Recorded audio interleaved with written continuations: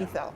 Inti first no feel say obi an oye compromise they be o yare bi na ene no ehu se san crofo no de otumi farm quick inti na was say odane ne ho na wetumi nso ayeden akon atia omo a bi omo community nso wo so inti ye ka say new strain no just ono so I find ways around it and I hu say na say young people obi kwa say be me take so free mo yes ono po de okọ gym only high blood pressure only diabetes or you're very strong or you're very healthy and so you're in a car no o free mu inti ne ekeka kono enye esikafo asem ne ye ka enye ehiafo se na enye obi a oye fit ena enye obi oye fit ya etumi echi obi a na the way beto no so no ase esno obi a na de nti enyina wo se ye ma ye ni eda ye ho so abisa mama me ka say live wo share e critical issues e UTV so mpacho ye Facebook streaming no ma ye how kakrabati ye ho adwuma sisi anti e be back on Facebook na fe wetimi ajoin ye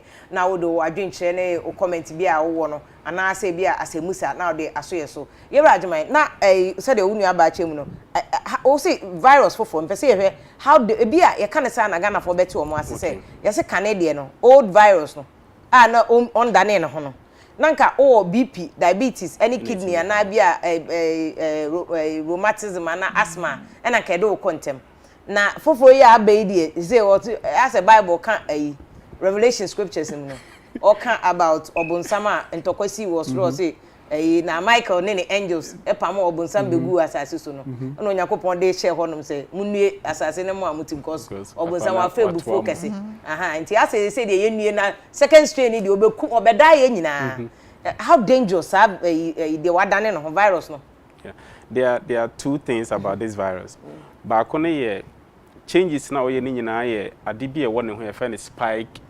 gene ne ene produce protein na eye ne nsa me fa ne se ne nsa ono no de eso eponomu no abie no awrem nti se obe infect enipa bi no owra wo mu a ode eno ne so cell nim o so cell nim ana wa inject ne nucleic acid na ko cell nim na the new mutations no mu spike protein ma spike protein eye sticky otimi somu din hanti no infection rate for this new variant is higher. It can move from one person to the other person within a very short time and very quickly. Because or sticky into no or then who can now or rem than the old one. Virus for new strain. South African strain, UK strain. Now we say more 7.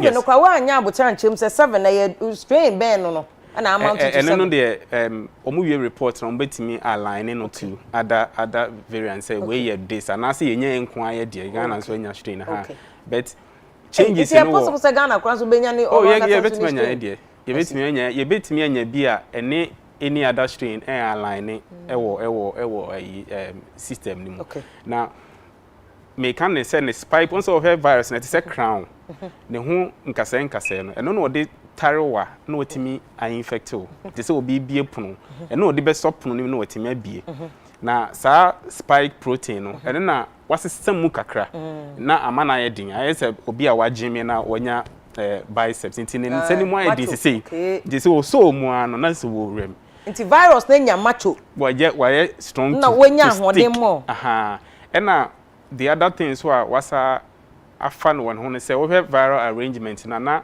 if it be stand up but say otimi stand up timi lie down intino onjina ho say na bia wabo no obetimi ada ho say intina immune system ne ba na otwem me pese me kan no se be beti ase yi inti instead so obekọ say ama immune system ho say ha wo no wawremu no obedane ne ho no wawremu inti ansa na immune system be hu say wawremu na wa wasenema bebre mu no wa produce bebre aboa no that's one thing ba ko pe wura mu a we divide at a very faster rate enti no answer na means them be hu no now wa multiply bebre na wa satisfy bia or say oniama secondly no previously be to say komo manya bi dada no manya bi sise ya anka omo minute ne be boa omo bet research is still going on in Ghana but you realize omo manya be second time no yeah na very critical very critical most of the critical cases hu ni nei it is possible highly possible say omo nya bi dada no man test and the show mo ho ana o ma say nya bio anti no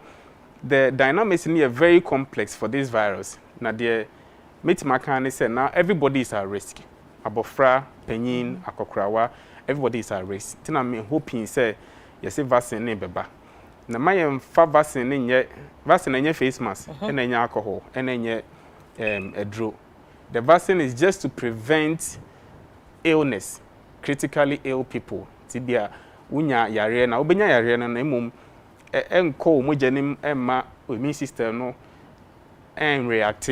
Immune system no react a or say aboa no or say also honam kakra. Anti no that's the purpose of the vaccine. The vaccine is not coming to say okay wo ya and say unya bibio. And as American come omo wie China, they vaccinated a lot of people, but they are still recording cases. And you know, say yan sisa eneme bimu ana say aban anye very firm. Na say your quality said there. Okay, okay, oh, you dey munko school no. We are monitoring. Ebu ana meti say, oh, we are monitoring all the schools. How did they monitor the schools? Omo ni nipa bi akotena ho.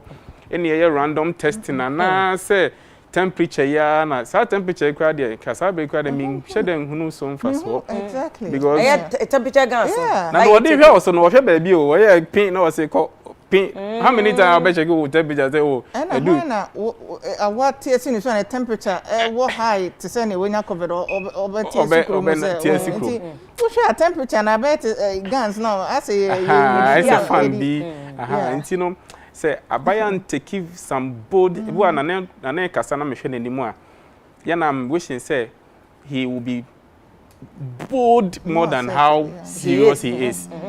Forget about this economic economic impact na what a Bank of Ghana Deloitte for there on my year just say or lock it down say mama or lock it down you spend so much. So what tifie? What did you once a day? But what's the government every aduane come and oh, and that was an issue in the last lockdown. Yes, because already no. Oh, but aduane no ojeche no. Oh, we so so mo moji aduane no mu hia. No man ko dwoma omo mu ni. Omo moji aduane oji so no mu hia aduane no. Omo moji aduane no. Omo ye hand to mouth. Yes, on daily basis. Entina ke use community. Use the community to identify omo hia nwa. Enye MPB no di aduane na gu kemu. No be gina junction ha. Me see be what did ya me kra ba be gibi. Zan yetie. Se me wo bi kra eskafo nyina obi pake ne ka kwaje aduane ni bi. Nti na nke enye community. Oba kwashema na. Kwashema omu ni mo assemblyman ni nim because they do home to home campaign. They know kay very honest with ourselves. I be hunu very critically people are here ediane. Okay, but o point I do be rura ho say schools ni ade ni nyina yen close it down. Me left me anka say virtual yaba. Obi say onye obi na o computer enne efie bia phone wo. Da bi. Me ka bi bia more than 80% obi of phone. Nkra na say aya me kono. Oh say nkra na say computer bia ni ho. Virus no call nkra na say ohu omobo because omo di natural food, natural air, intina yare ni nyina won kan ni kuma. Nkra na tisi we be spread more. Yes, e be spread more but ene dey no limitation. Dey American say Nyankopon ye scientist. Ohu obi mobo. Seriously, into na umka say sikafo nya yare no. Sikani no you have all the resources to buy the face mask, to buy the sanitizer. It is one prevent no nya. Nature will take its course on you. But to buy a crash na ya me share so. I mean me could me pass one bit matter max 1 CD a day. They can buy it. But in me fuck be so ball home by. Okay, into yen lock it down. Uncrack a yen lock it down. Uncrack a sen Kumasi Takura de Accra. Yen lock it down. No bus enters, no car goes. Yen lock it down 2 weeks. Yen fast soldier for things. Lockdown easy to say. Oh, but yen lock it down. Analysis about a year Deloitte for actually and Bank of Ghana and Kasanso dia governor Ediaba. Oshe Ghana debt to GDP ratio 74.4%. But more doctor for any scientists near there. More yeah, more economic, you know, health and pen emotion because opening even lockdown. Yeah, the soldier for any police for be good room. Omunyi na okay say lockdown back. Near to police ni be 100 Ghana cedis a day. And you know, akwa fire sika o. Me we sika no 2020 nyina ye nya bi meche mu. Yeah. Ye na revenue was ye oil receipts. Ni nyina ama o. Ye sika short Osha even domestic revenue generation ashorte enye bi. Nti se attack lockdown se government in for different strategy no keep iska. Omunja VAT ni adadni so. Omunja fu no mo use bebrebe no. It can take care of us. Say nyina ya kan ye ho say sika ni ho. Maybe yes Gasha say. They should stop all those things. Sa sika omo wasting na VAT in the traffic. No na police dey na nyina e waste. Say adwin say ni sika say you see you choose economy na ye ja hater. Then we should do it like that. Then health workers, most of us will stop work. Because say me tough from say a team. The Abayani say, oh, BMS Ajma Kolubu has suffered. Nursing Association of Ghana, they've lost their 2 executives or so. The Abayani say Abayani radio so and our TV so. Yeah, now call free. One of me remember. And you know, say yeah, and take bold decision. Na yeah, and me and hold this virus. Now, at least by April, May, Nanka life will return back to a bit normal here. Ye say yeah, you see every day infection no increasing. Every day somebody is moving the infection. Every day will be moving virus. Let's restrict movement a bit. Say so 2 weeks na won't be cry is fine. And I say some days curfew after 6 p.m. Don't go out. Instance, and after curfew 12 p.m. After a certain time, after a certain time, go home. Till they come, they will pay copedian and a question. Do you prefer maybe some partial lockdown? Now, soldier for now, police for instance, sikum. Obia soldier, all the shaponchi soldier, atari, your best salute. If you don't take some bold decision, now the most dangerous thing about all this pandemic is the health workers are tired. Yeah. Okay. They are exhausted. Trust me. What water. We are tired, and the more we become tired, we become more careless. Yeah. My bread, my bow home. Oh, my music sanitizer. It is very dangerous. Okay. And no, can say transient transmission. Yes. Yeah. We need now. But I think, sir, I agree with. I mean, from observations, no cranium meaning who say, your health workers as a omo abre. And there were 2 sides of the story. Okay. From the perspective of health workers and from economics, to say if you are working, we should find a way I did me no better. To say near all can baby or Gina ne dear. Any near own huno. A be a way describe say. A bit to me and Banner said, a do baby come away, then, careless. And now, okay, said to my lockdown time, no crime. Even not buying a basket health workers. Okay, now, initially, in a year, you more, it's in a giant, not baby for a trotro. Because I'm a cocolebu one time, not buses necessary one, I will not be impressed. Another thing, so the health workers need to be quiet at the hotels. Yeah, more the hotels. What measures were put in place? And there's some measures ni nyane den eni into baby ogina ne de ohun say hey munye bibi anye sa yen so ye den bibi ri si wo ye quarters mu into ne o ka no de nyansa wo na wo hwe aban so ono so baby ogina ne say hey ye be ye lockdown bio say 2020 if you can nothing came even ye January we hanom and aban no had to do so much.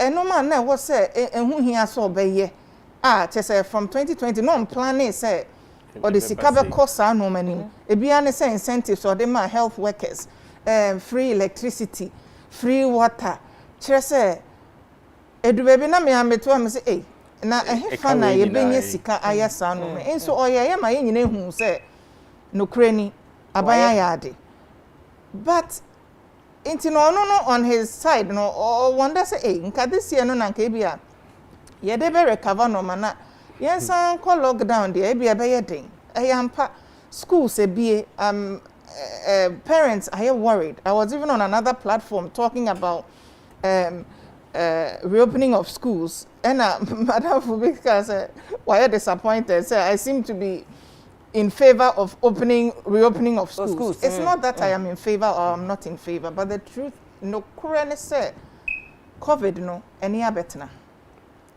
Into the only Mr. Adwanya Jane say I can close schools down. Yes, I mean in your dream. Me person me ye point to be.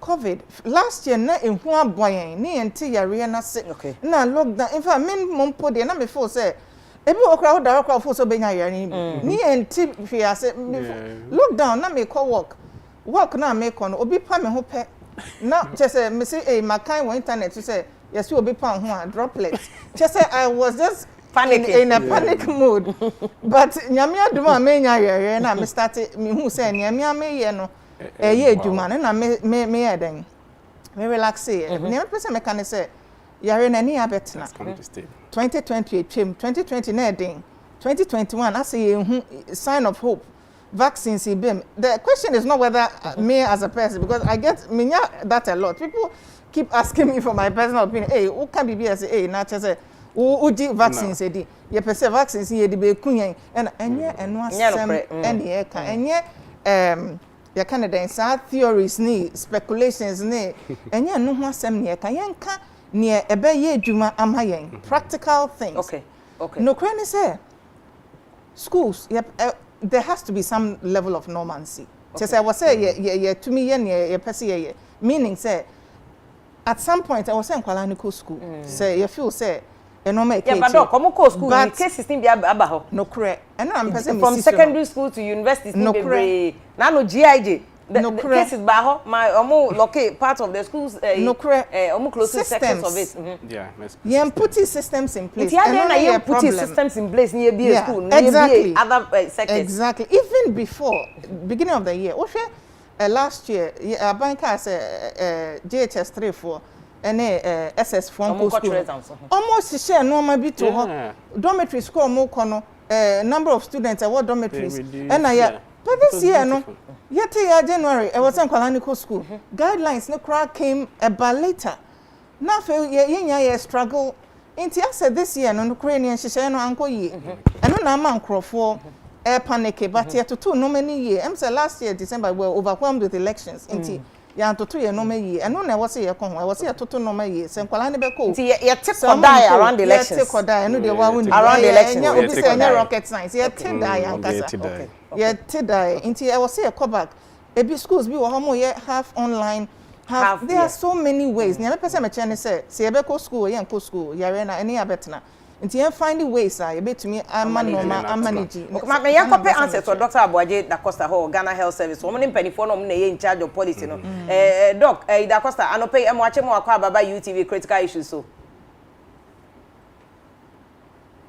yeah mo want to say yakopon adaroma ye ho ye na empacho COVID situation ya na me ya front fache ye se wagina line so ache ye dikan na unu abema Dr. Yo ka twetwe enkomo dada mo amoye in charge of policy no mama ya ti ase say new strain aba na ye say study bi ache say was 7 new strains aba be ka COVID-19 no ayenim dada no ho e wo ha nti enye normal situation ane ewom but doc ye safe there as ye hu 7 new strains na mo lock it down na school for school na dwedifo kodwom obi anso koba workers ye nso ye kwa adwuma ye nyina koba because ye nyina the economic effect of lockdown. So what is the way forward with this new 7 strains aye hu ha any situation na ye nemu aye nyina so ye mfa mra ne nya adwuma no mo Ghana Health Service wo mo ya aware ti mo ye den yeah but that say say mechia mpanimfo a oniomo edin komo na machia Ghana fo nyina say metie program no o sha se no o maka bia na me pese me de ebi ka ho na baby a mohia clarification no me de amamu de etie ne se ewiase nyina yare no edi enya na yewo nhyehyeye bi a ewiase nyina ede agu ho se sa nhyehyeye ne de se yedi so a yare no ebetimi akofom eno na broni frɛ no preventive measures no to say yes yen face mask yes yen didi yie yen ankasa yen duane kontomre ya santoa yen fruit yen apple yen di ebi ne sɛ yen hohoro yen sa ntentem with samana at least 20 seconds na sɛ yewo yen tete yen tem sɛ yewo enclosed areas to say workplaces where be air condition ewo ene baby a ye nyuma na yembie mpoma na ye make sure say mframa efa emu nti saa nhyehyɛeɛ no ɛno na ɔman Ghana yɛn so yɛde ɛsa yareɛ no wohwɛ kuro bi te sɛ New Zealand a saa nhyehyɛeɛ na wɔn adi so asɛseɛ they have 0 active cases even without any vaccination and a vaccine. Na wobɛkae a time a yareɛ bɛsoɛ yɛn ɛwɔ kuro yi mu March last year no yɛko bia. In fact, at some point, we were recording below 300 active cases. Ananka, edin kunimwa. But I am said the brony friend fatigue, and nyoma bi relaxe kakra. And cases no say sign akosro. Na the met me a catcher Ghana for you and say, I Ghana Health Service. Yendai. Ye adeɛ bia yɛbɛtimi na yɛasɔ yareɛ no ano. Yɛn strategy a yɛde yɛ adwuma ɛwɔ ɔman yi mu no ɛyɛ nsia. Baako ne sɛ we should limit and stop importation of the virus into our country. Enti na wobɛhwɛ a yɛn airport yɛsɛ ansa na wobɛba yɛn kuro yi mu gye sɛ wayɛ PCR testing.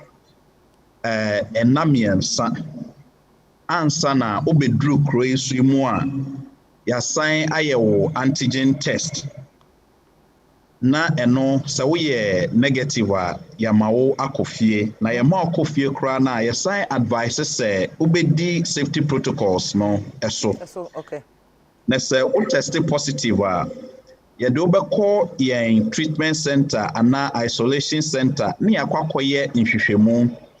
Na depending on the nhwehwɛmu no ɛde bɛba no ɛne yɛbɛka sɛ kofie anaasɛ wodie yɛbɛ quarantine yɛde wobɛwɔ yɛn isolation center hɔ. Na nea mɛka ne sɛ yɛbɛda Pentecostfoɔ ɛne charities ne nkurɔfoɔ a ɔmama yɛn baabi a ɛyɛ sɛ yɛkipi saa nkurɔfoɔ yi ɛyɛ wɔ baabi yɛfrɛ no Pentecost Isolation Center. Okay. Ɛna ada baabi bebree. Your second approach I fan say you say you detect na you contain virus no to reduce the Ebronifriend community spread no. Nti obehwa and also your restrictions are mpanimfo bi eka ho asem last week omampani kra ebehye mo kena say in funerals ene yen weddings ina yen parties no. Yen Ghana Health Service yen data kyerɛ sɛ ɛhɔ na infections no every airbus yɛ tracing na nti ɔmampani bɛka sɛ saa social events na yɛyɛ no yɛde ɔhyɛ ato so ɛsɛ saa mmerɛ deɛ yɛntumi ɛnyɛ na mmom private barrier na yɛbɛtumi ayɛ den ayɛ. Ebi so ne sɛ yɛn contact tracing a yɛyɛ no yɛhyɛ mu kena. In fact, Greater Accra sɛ wohwɛ a yɛn contact tracing no yɛyɛ paa. Na nkurɔfoɔ gye di sɛ yɛgyae contact tracing no ɛnyɛ sɛ yɛgyae. Na contact tracing deɛ tie nie sɛ yareɛ no ɛrekɔ fam a wohia nkurɔfoɔ kakraa bi na wode ɔmo ayɛ. Sɛ wofa first, second and third generation ne koraa. But say yare no ekosro sesie no eno de na ohia nkrofo bebre volunteers ne community health workers no said ye be ya omo obinya case na ombebusebusa nkrofo nsem na omo tracy na omo yesa na ya test sa nkrofo no na omo ehia treatment no ya ma omo. Now, let me also say, we say no, ye introduce bibi a friend of home care treatment and our home care management. And to hear in cases nibia, ye manage omo ewo Afia. Minina and she say, I digu aquam said ye baya yen health system no enye overwhelmed. In fact, a room rebineso. Obekaya impo omampeni locate down Greater Kumasi in a Greater Accra. Minyina na ɛkyerɛ sɛ lockdown no sɛ ba yɛde yɛ ne yɛde steady nea ɛkɔ so na lockdown so na metie wankasa you are on point ɛwɔ nsunsuansoɔ yɛwɔ economic, social, housing ensunsuanso environmental ɛwɔ nsunsuanso bebree enti sɛ enioma bi wɔ hɔ a yɛbɛtumi ayɛ na yɛ avoid lockdown no na yɛde esua na yɛ nyinaa yɛ ho sɛdeɛ yɛbɛka televirus na me yɛ sure sɛ saa hyehyɛ no ɛna yɛ sɛ yɛdi so okay a ɔmampani no ɔka sɛ we will continue to review the situation ɛna the weekly updates no ɛno na yɛde update ana ɔde update ɔman no nyinaa enti sɛ last 2 weeks pa no answer na obekasa no na situation no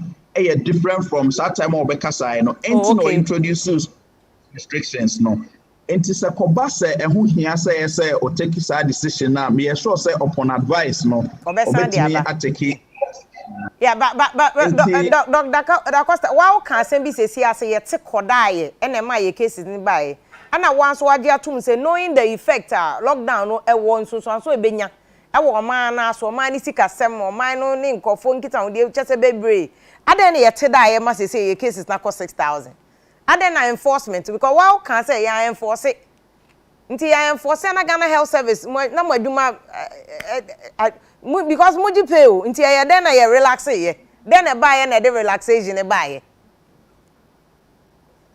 Afia medase enye Ghana Health Service na relax ye Ghana nyina na relax ye ba say mo na mo hwe Ghana for so nti te Ghana for relax ya na obi na hwe Ghana for so ye ma menchechire mu kakra okay ote say ye nua ba ye o studio ho ka kire okra say apomodefo no kredru ba bi no obehu say na say abre okay yampa yare no hun say novel virus ena afei ansa na yenkroi ye hu bibia eti say pe yakosa over a year ni ena on say wo hu de etiense say yare no ekofom a Afia na the perception no so den change enti na utie omampani kasem a o say education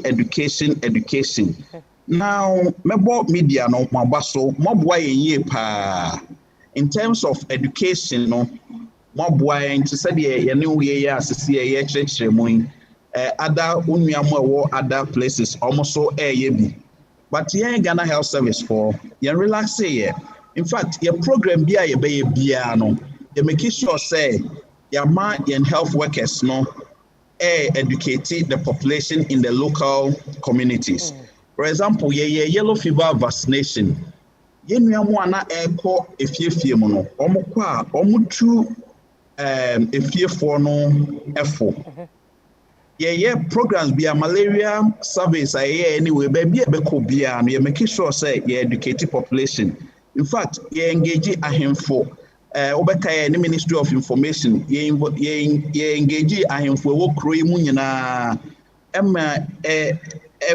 extra omo yare no ni suban ene said you almost be extra almost subjects no the various regional health directorates almost engage various ahemfo nketwa ne mpanimfo a ewo mu no radio discussions ama NGOs ne CSOs enyina na yesa no ade bi beto odwa in fact afia de beto odwa ne se nkofo aye visit omo no na omo ka se face mask no omo intimento ene enioma enti ni amefa wo fidie so na maka kire NGOs ne CSOs ne se ese edrumra ombe empower efie mu se de omanka sa be Dr. Bwajira Costa we de se na mu hia se mu be ye research bi ansa na mahu say face mask no efiefo bebre so mu ntumi nto munim dada nti na eno na de be back to me question na me busa say say de unu aba ma agema mo ye scientists o mu sua virus ho ade kan wa ya we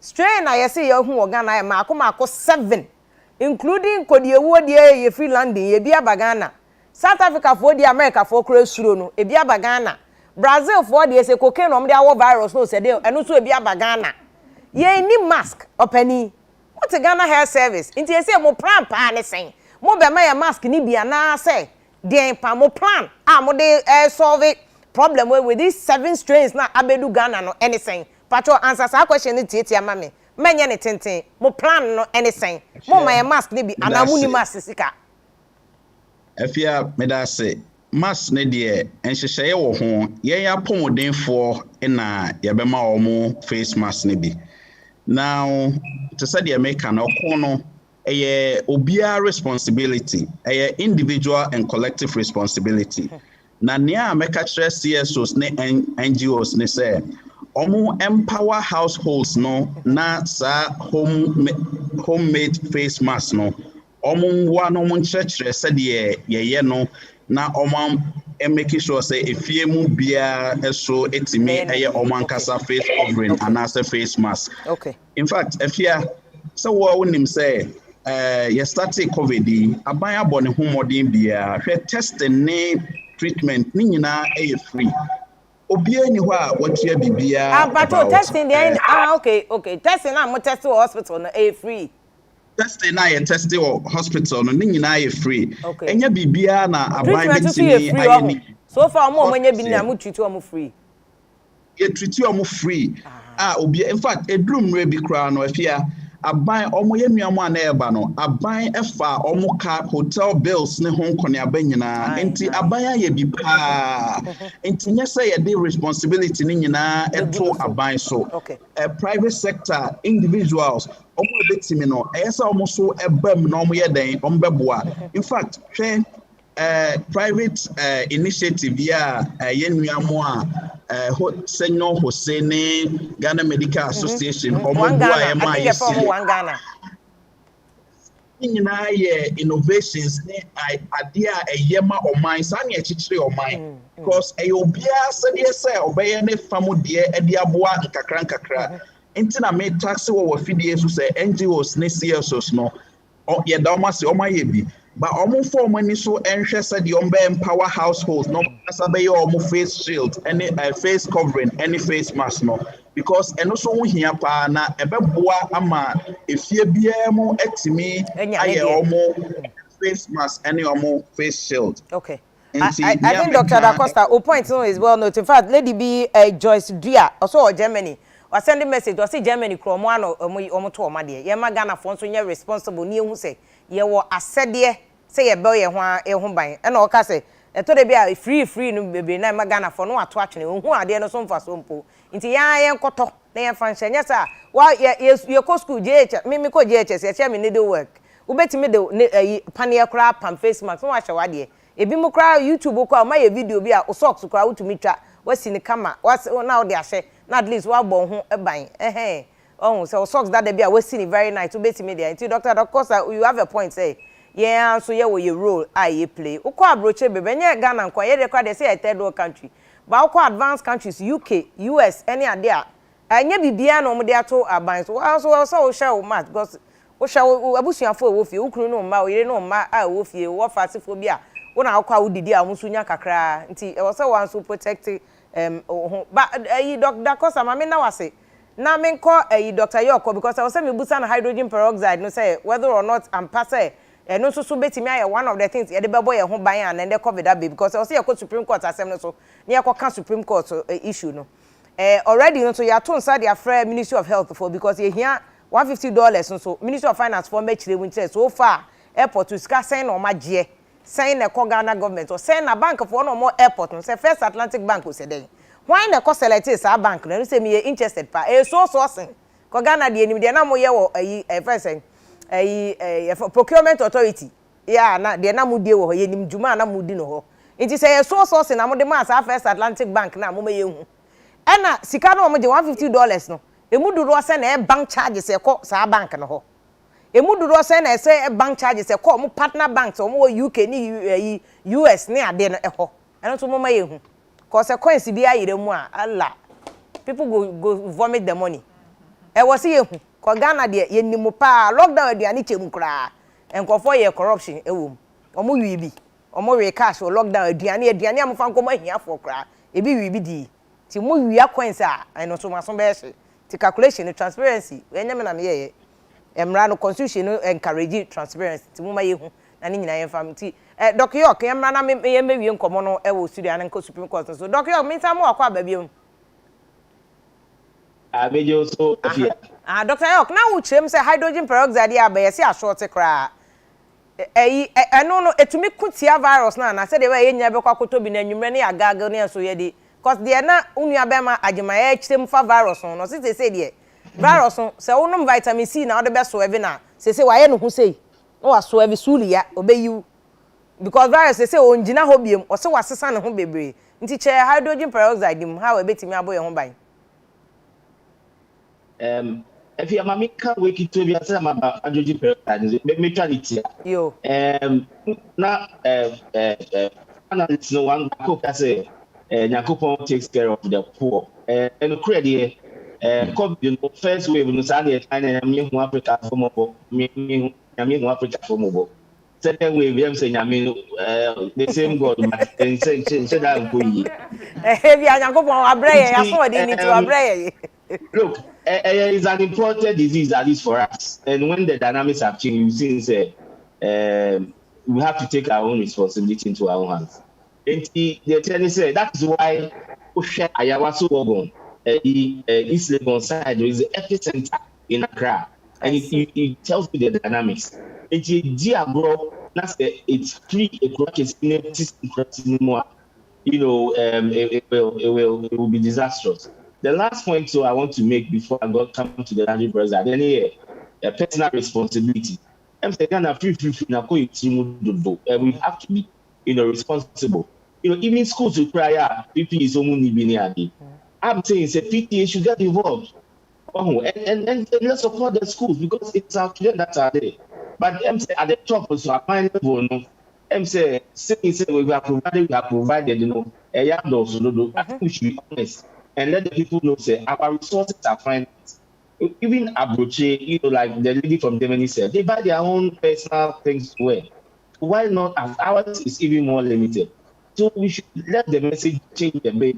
You know, the lingua change that everybody must get on board. Yes, the government to support, but you be glad in free. So maybe for make up hydrogen peroxide. So yes. So hydrogen peroxide is a neutrality. A draw. For answer me no cry the name might be minor cuts, wounds, you know, you can use it to gargle and do disinfection and all that. It's been there, you know, then I find fast already diluting the of these things. And the problem, and I said the information I have is it could be used to prevent COVID. Just as to repeat what GMA said, you know. SARS studies are observational and yet very detailed study. I said, when you share no say you are seeing it here, but the randomized trials and experimental conditions. So we have observational studies now. You cannot extrapolate in the findings. At best, no, it gives you a clue to suggest, say, oh, a bit near is a bit near it. And then to me, it's if you bit me I say no and generalizing can say stay in there na advice a man for say you know control gago for how long gago for 3 months now you can still get COVID, you know. So and there's not without risk. One diluting here it can give you problem, it can cause gum erosion is near there. So until say you bring your solid studies, you know, and very, you know, outcomes of properly planned studies that between actually say yes, they can be used for prevention or treatment in any form that, you know, it is, no. Then we are unable to advise that people should use it. Because if you don't use it properly, it is dangerous. What about your nose? What about your eyes? You know, so we should be careful. And we are advising the general public to resist from abusing this medication. Yes, sir. But doc, who can say no? So no, the more cotton swab. Yedi asumu to me fire dodging peroxide ni bingum fan because me I am you. Me di good time their family. Me virus no dog. It will say what about the eyes, what about the nose? No, so them the cotton you know me share peroxide ne so kina. Nam their family room very 4 times dog. Eyes ne the any mean to me near me. Corrosive effect. If you tell me now use it. O say dilution that's when I use it. I'm supposed to come in dilute. That is where the problem is. That is where the problem is. Well, there's dilution. I also and I'm not going to say any dilution to anybody. Okay. And yes, Ghana for and Dr. Ayo can say it, but there's a proper way to dilute it. That is why I say we should be careful. You have to come to properly designed study. Say you use 0.5%, you use 1.1%, you use 3%.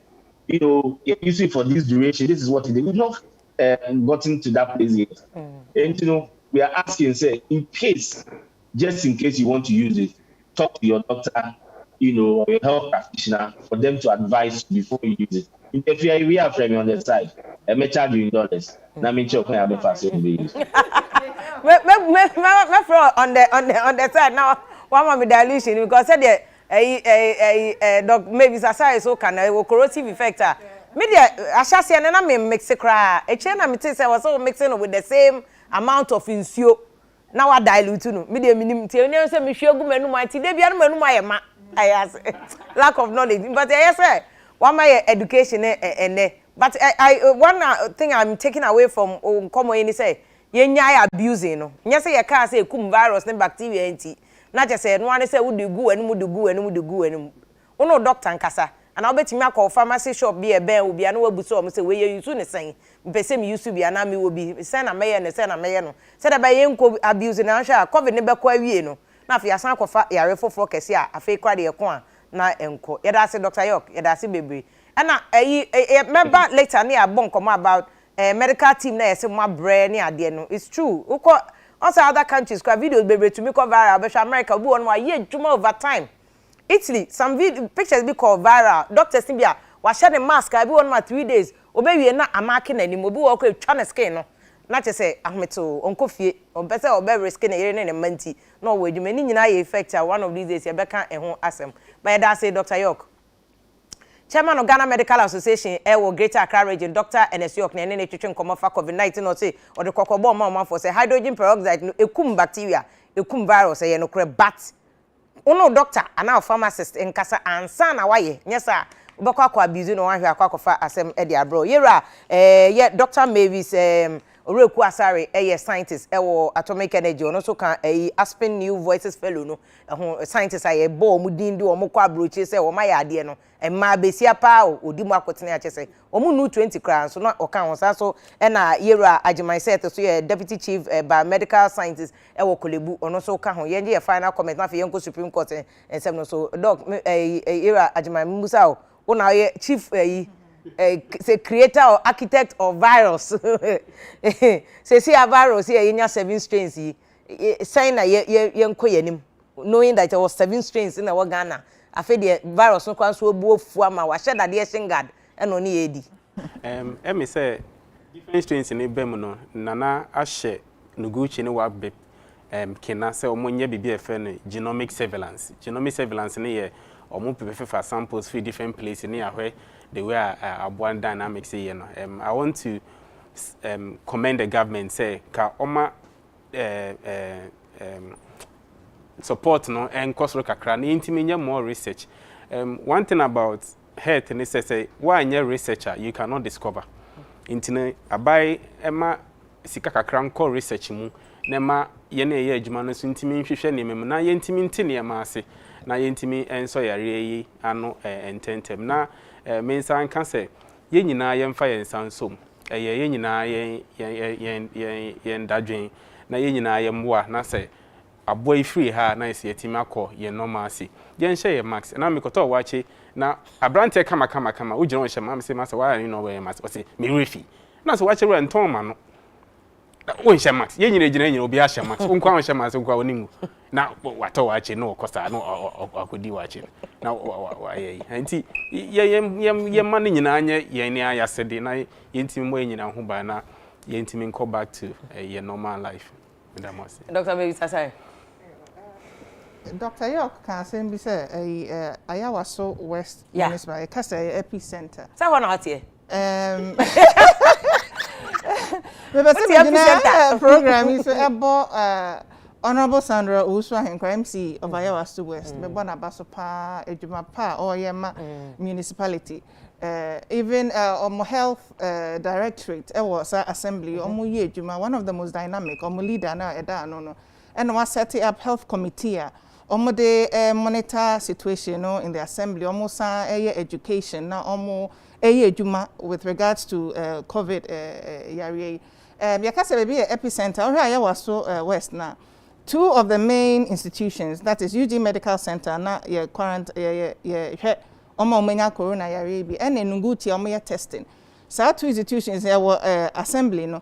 Into a honum no so no generate a lot of data.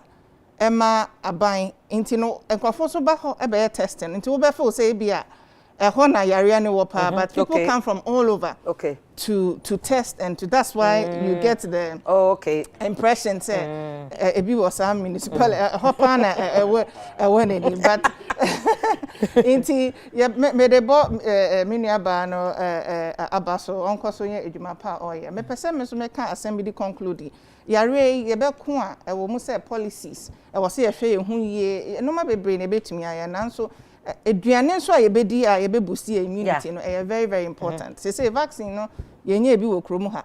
Ena yenhu yentumi enhye ye ho so pan so enkon yare nti ye immunity ne de ensese ye di ho agro. Ebi ne say president aka say yendi local foods ahoden wo mu. Say enjoy Coca-Cola no ne normal na ye di na Christmas. In fact Christmas esan say ye jatu mu kakra no krofo giomani pan wo hwe weddings ne programs of course one easy a bit who say people just lost guard yenya say you see another year mu yem boy ye ho ban enuane na ye die na amwa ye no yen sesan yesu ban local foods e bi ne san ye fruits and vegetables here very rich in vitamin C and nutrients e be boy yen akon yare yen no maybe it is sobolo yenya fanta ne na sobolo vitamin C 3 times the amount of vitamin C e we kutu mu no e was sobolo mu Inti anope bia sorry wanu akakra wachecha ma obusuafo ma no mo kom baby ya alasa was season mangoes ekutuo ye was anuane nyina okrom ha ye ma ye ma no mundi Ghana anuane na ebebo ho ban because one who say ye ntumi control omko school we can't monitor what is going on but at least omo be fear ye betumi amomedi anuane pa ye nyai anuane basabasa de momko school ye mom aduane ebebo ho ban na at least also why rest assured say also here then we wa famu de kakra ebeboa ema ti en na make good pa say we send me voice note be about this you say sobolo or say vitamin C dodo a wo akutuo mu no ananka mu no de ebo ho ne mprensa ene wo sobolo mu alasan so ye nyina enim na mum no ne say o say wo yiye pa na fe diwa de na che say wo abo ho ba na era adwumaso ka say twen Unya vitamin C no more bra wonya COVID no nti we ya no media wo do bo ho ban keke say immune system no ebekọ onim na de hia kese pa say de pedifo akese nyina say wo be protect on shell mask na yenye social distance yeti e won so mo me yesi ya me san kan bi che say we are heavily socially distanced what you say ha nye say yetitai so we yi ase ye kan nkofo me de nkofo hye wo ya ase ye kosie omboa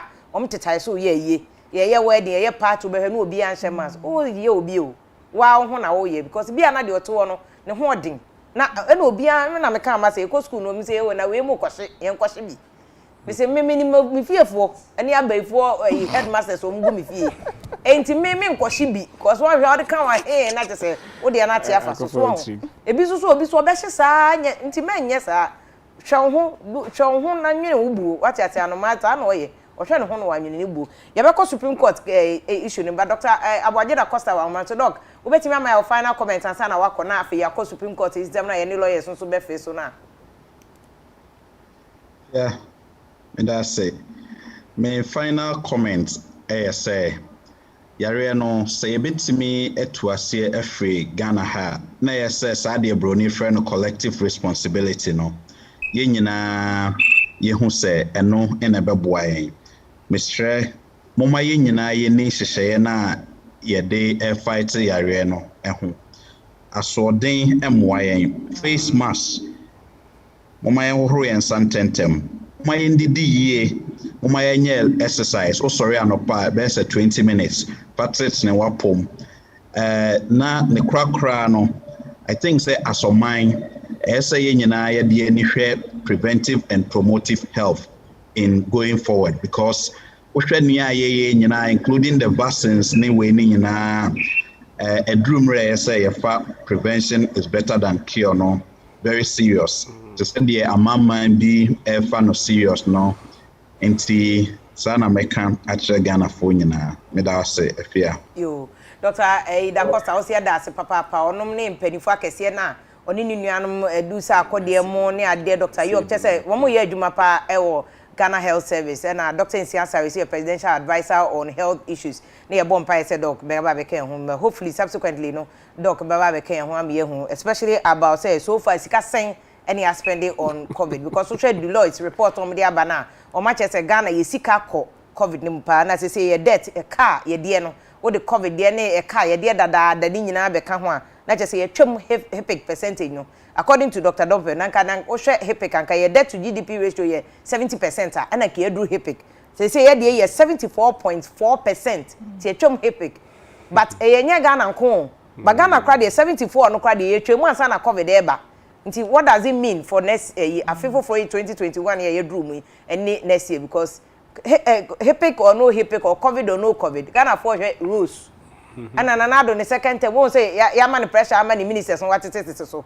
Onye hu hwe kra 2 years ye besa man more pressure wan hwe ministers obesa aka mo nti mo a mo na ma mo lobby na mo propose e na mo pewe no ebe ya mo nyai lobby no cause pressure ye de be man na ado no wan hwe ministers na wafa no ko besa ate so biem obesa ate so because ye nya ye hu say 4 years first one na ado ba ne mo ministers bebe mo be di agro ti say de Afia so aga eli ko kan ye che say e mo de aye nkora yi na che say mo rosa but ye no mo na ti Ghana ti e be hwe se de nyina ye betena Ghana ye taxpayers money no e be hwe se de mo de be ro sa nti mame kan ye messages bi na me na mpanifo na se so mo be join here for COVID discussion. The next session ye be kono ye hwe Supreme Court election petition na President Mahama as candidate for National Democratic Congress NDC the court case no the akwakoto court na nim so hwe se the elections no e call ya ene ama e ba ya eniema chia nanka possibly according to Yera Johnson said Nketiah General Secretary testimony and evidence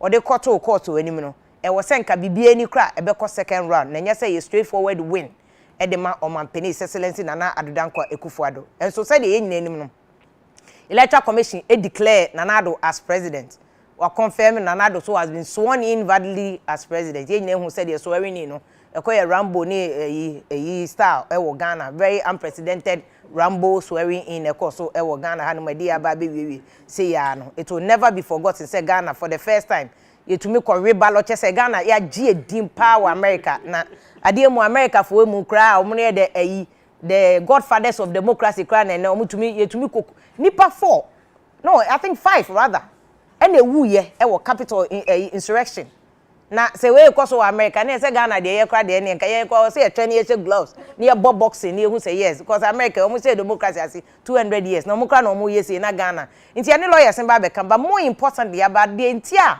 Supreme Court judges no warning one of the lawyers on the your friends the respondents side Frank Davis say on hwe ne kasa ni ye commentary na omo ye after court proceedings no omo hwe omo kasa adenti na court proceedings after commentary after court proceedings so important. Now, Supreme Court judges don't refer lawyer no to practice procedures, any rules and regulations are govern lawyer for. And Omaka say we are lawyer na say person running commentary on court decisions are. Any you wig na you gown na ko gina on na comment to say ordinary person na mum wa case wo court wa ye di wasem no wo sanko wie na wo sanko tena bonten ensanko mark emma ho ase wo ma ho commentary ankrankra omomfa case no ho no ene betimi ayesa nyesa contempt na no na ma obeka ya first election petition ya the major election petition because first one was around 2004 2005 Roger Metununu mo na dey no court elections ya MPP for the court 2012 court no started case no in 2013 no okay say muntie 3 beba mu ni nyina ye commentary anankofo make on election petition no say 2021 election petition no you won say both petitioners and the respondents and applicants and the respondents na ye pon court no na sami je fia be on behalf of the applicants no ma be ye commentary na eyera eyi e friends Kojo Oponkroma so aba be commentary on behalf of the respondent is it not dangerous to say ye can sama court of public opinion and ye pese omumom di asem ade so ye de akwakoto a court of competent jurisdiction mame call messages so ne emra sa asem no so lawyer Kofi Frimpong also ochia ye chia so wo share discussion e de amai. Thank you so much Mrs. Alberta entry wa London uni ukunu o si anope mu nyina mo hwe o se Afia wear your mask me need to make sure mask nti ne ye machine esi form ho no chlorine machine nti me dey use spray me hunim nti my me Miss Virus no kwa chen ye wa amoaten o se vim former guta form penny phone be say what new group o se vim and I've loved your discussion pa wo mu say transparency now can a big issue we see etumu say sika no $150 na ya so far no de ena etumi akomo into o se vim ye da say wo hwe ena some of yours so ye doctor can say clinical psychologist no say Afia I like new show no any perspective and doctors no ade about to the program no good job ena omo ye no mini abema nova no say good morning vim ene wetiefo nya mo ye adwuma pa mini abema Rasmu Brak NDC former MP anko wo kumbungu say okonanim Rasmu Brak one of the people or say very good nationalistic person pa say Afia anope me ma wono panelists ni nyina good morning me chia omu nyina all the way from Osene region honum ena or share that so say also monitor my Joe boy no say people are hurrying to go to school but edwuma bi ani wo amu wie school na mo ba be ye nti Afia omu ko school na kwakoye den ana ena Isabella Shaida Adams no say Afia doctor na no ochem say health workers na brain in fact ye kra ya bre na eno kra na ma omu kra so mu suro say health workers no say ono so health worker she's overwhelmed with the level of juma ekoso eno sanso ena eriko say kwadade so we say me mo live very dangerous time pa na we are dealing with this virus yen hwe ne enka ho asem ena some knock no say please I want to ask doc say Ghana different no Ghana strain no then the money is different from 7 strains here or say aba be kan ho a nti doc ko ba mebusa mu the amount na send information on Facebook na King Majesty mensa no so welcome vim lady keep the fire burning mu ye adwuma pa me hwe mo live o GDS campus ya da King Emmanuel Gospino appear no se vim uni YouTube for my ye adwuma papa na say ye me won say na nkofo bi ka se vim lady we jai UTV da bi e ko leave nti ye time so na ya basa na ye nyina ye no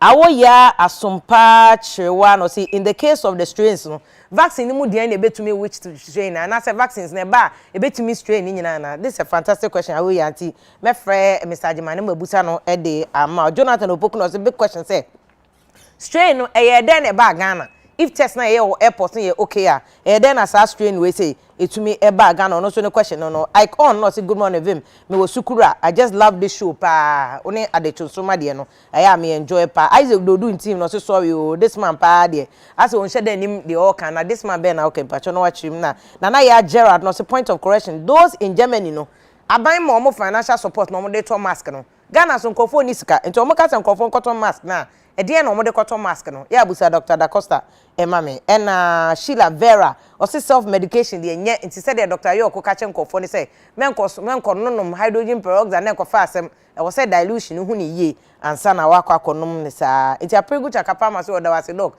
say wa ba betwim say this ko busa doctor and our pharmacist ansa na wetumi aye bibia etisa ena Beatrice dua no say well done vim lady aye good say na wa doctors akesi nya no aba betwim abna boatin say self responsibility is very important me e fa bibia nkɔhye ayi aban because wu anya aban na bewu na nado nkɔfo bebrewu so ɔte hɔ so ho ɔno kɔ nkɔfo so oluma so ɔte hɔ ogina na so ɔba be kasa tum say ayi ɔmo ye president Rollins ayi nya tum na nado swag no wom a wɔkɔ basa nso so wadai ukɔ wati ase tudi agro kɔ ye aban na ya de iskafo yare a wanhwe obedi kan wa samado to bo ho ban na nkɔfa asɛm amro Gideon Atomi also vim lady welcome back good job and then mo ye no na yanto ayi komodie no fa eto so mienu ani Supreme Court election petitioner ekoso e ho no ye nyina nim say election petition start ye Ghana for come here say ye nyina dane pocket lawyers obi aka law and na put it you say kwa de Yero just says yodum ketia wadane meme one of the most popular politicians adan a wadane Makola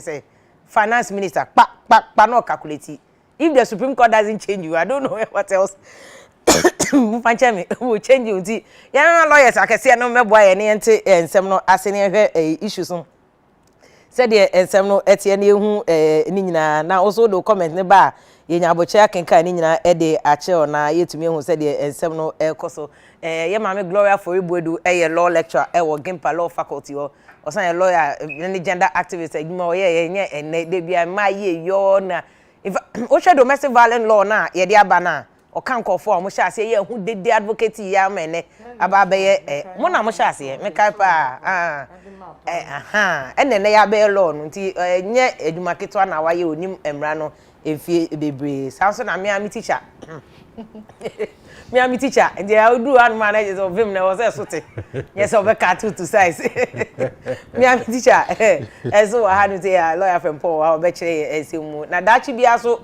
ye pese ye managing need ne kodi MP because e be o mo mba we eyi onza na sutro MPs ndebi but one of the things I mean say nkofo kan ho asem ne omo mu kwotwe akonwa ne free esla eto ase no as a Newton's third law say action and reaction are the same akoje obi akonwa so obi bebo asum ti wo kwotwe akonwa no okotena wo so a akando feeling no feeling here there but mo ma kwotwe akonwa free esla eto ase as obeye we enti ben for mama kwa babiem and then you share Supreme Court election petition but with particular focus on said they run a commentary and whether or not ebia na contempt betimi abama na but mama general comment on so far election petition no yesua bibi wo mana are we on course Auntie Gloria mega say yenya lecture say you fit Gimpa me Supreme Court no dey ya constitutional law any administrative what me any administrative law no ade bia yesua say yesua say your constitution no ye dey adwuma as bibi ankoso yi a obi tumi ka say ene me dey call empanyefo say ne emra na hyehye nti bibi a yesua ne yesua say ne eseso kasa so odi hunu untumi nkasa rofro ensabe enye nipa basabasa ni nyina yesua ne yesua so say bibi anu kredi ehu hia because when you nukra udu mpanyefo ani ma yetumi bisa wasama wa hwe ya ho be kire wo nti yesua ne o ma bebre any amamu panso mama no ase Auntie Gloria lawyer John Dako mama enfa nkom say so far said they start here enye say nu get akwa na aye mi mo em say akoton paso e say ne picture bi e ba na nani aye yi so far who observe process na start here be sin na it is saying well me that say me chia wetie fo nyina so far me dey meet me aka say Supreme Court here we know are very successful in the sense that for year law lecturers there a lot of precedents ba near dey betche your students are there enuan mo musu di case no court no omusu so edi omudwuma said there a fata so far we've had a lot of applications me find say petitioner need the first application no person who amending the petition no court no grant subsequent ones no omuluzi until the last one no crowd no na new application but you can see say respondents lawyer no object to portions of the witness statements of Rojo Metal Nunu NDC for bit me aka say omu awini in the sense that out of the 23 that were objected to only 5 were sustained and inti a be akama mufri say very good for their petition exactly and inti o can we say ni nyina boma I think that it's been very successful now we haven't been so successful in terms of timelines we see I 99 now we expect to use 42 days time I say obia file the proceedings time I say enka you start hearing no you to me and start because of various applications by any one of them the review application na petitioners a lawyer the call ni nyina mu no me say parties ni nyina they've been very very good. I'm sure we'll come to the commentary side but so far I believe that so we heard lawyers omu petition no now heard lawyers omu respondent any electoral commission lawyers they've done very good job obia ayi na adwuma yi said the fatano and look let's face it they've also worked within a very limited time constraints.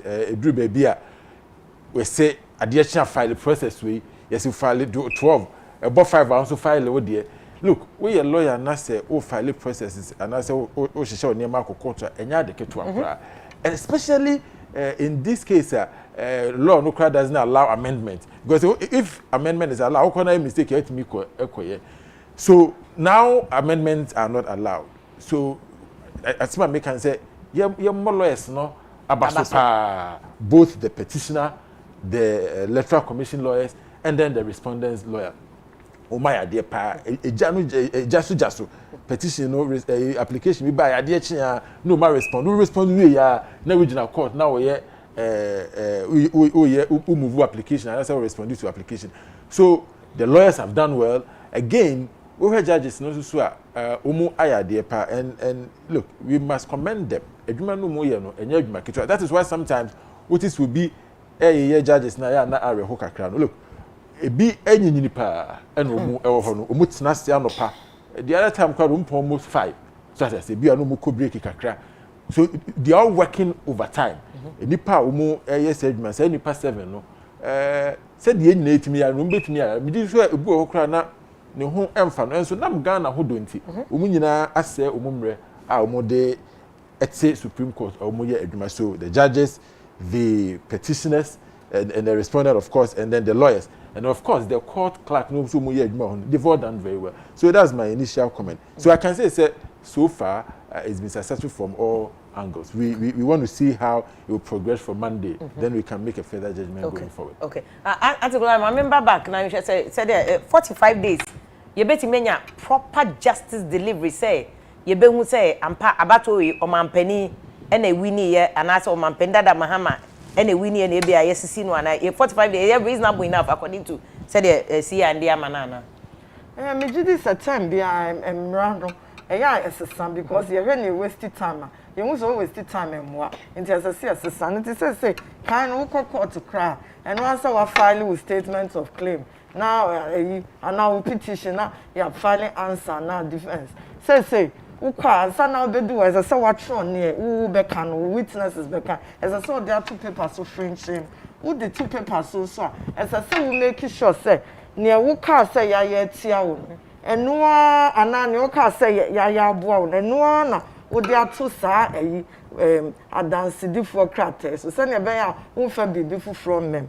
In 2 do quarter, that be I am ready. Nothing, baby say, concern, say, into say, quarter and who started for High Court to grant same assistant procedure. Okay. Into Supreme Court so society. Me just say 40 me nam can say 42 days. 42 days. Because we as I say no. I'm really say COVID may be any other. Just to say you be beyond 10. Okay. You come back to say the lawyer cry John Dako kakase bi no credit judges matter. And this is not the first time I have to say for the judges matter. Obekaya 2012 election petition. E bi kra kanyema omano kra try. Ama fe de someone any so omo kanyina no.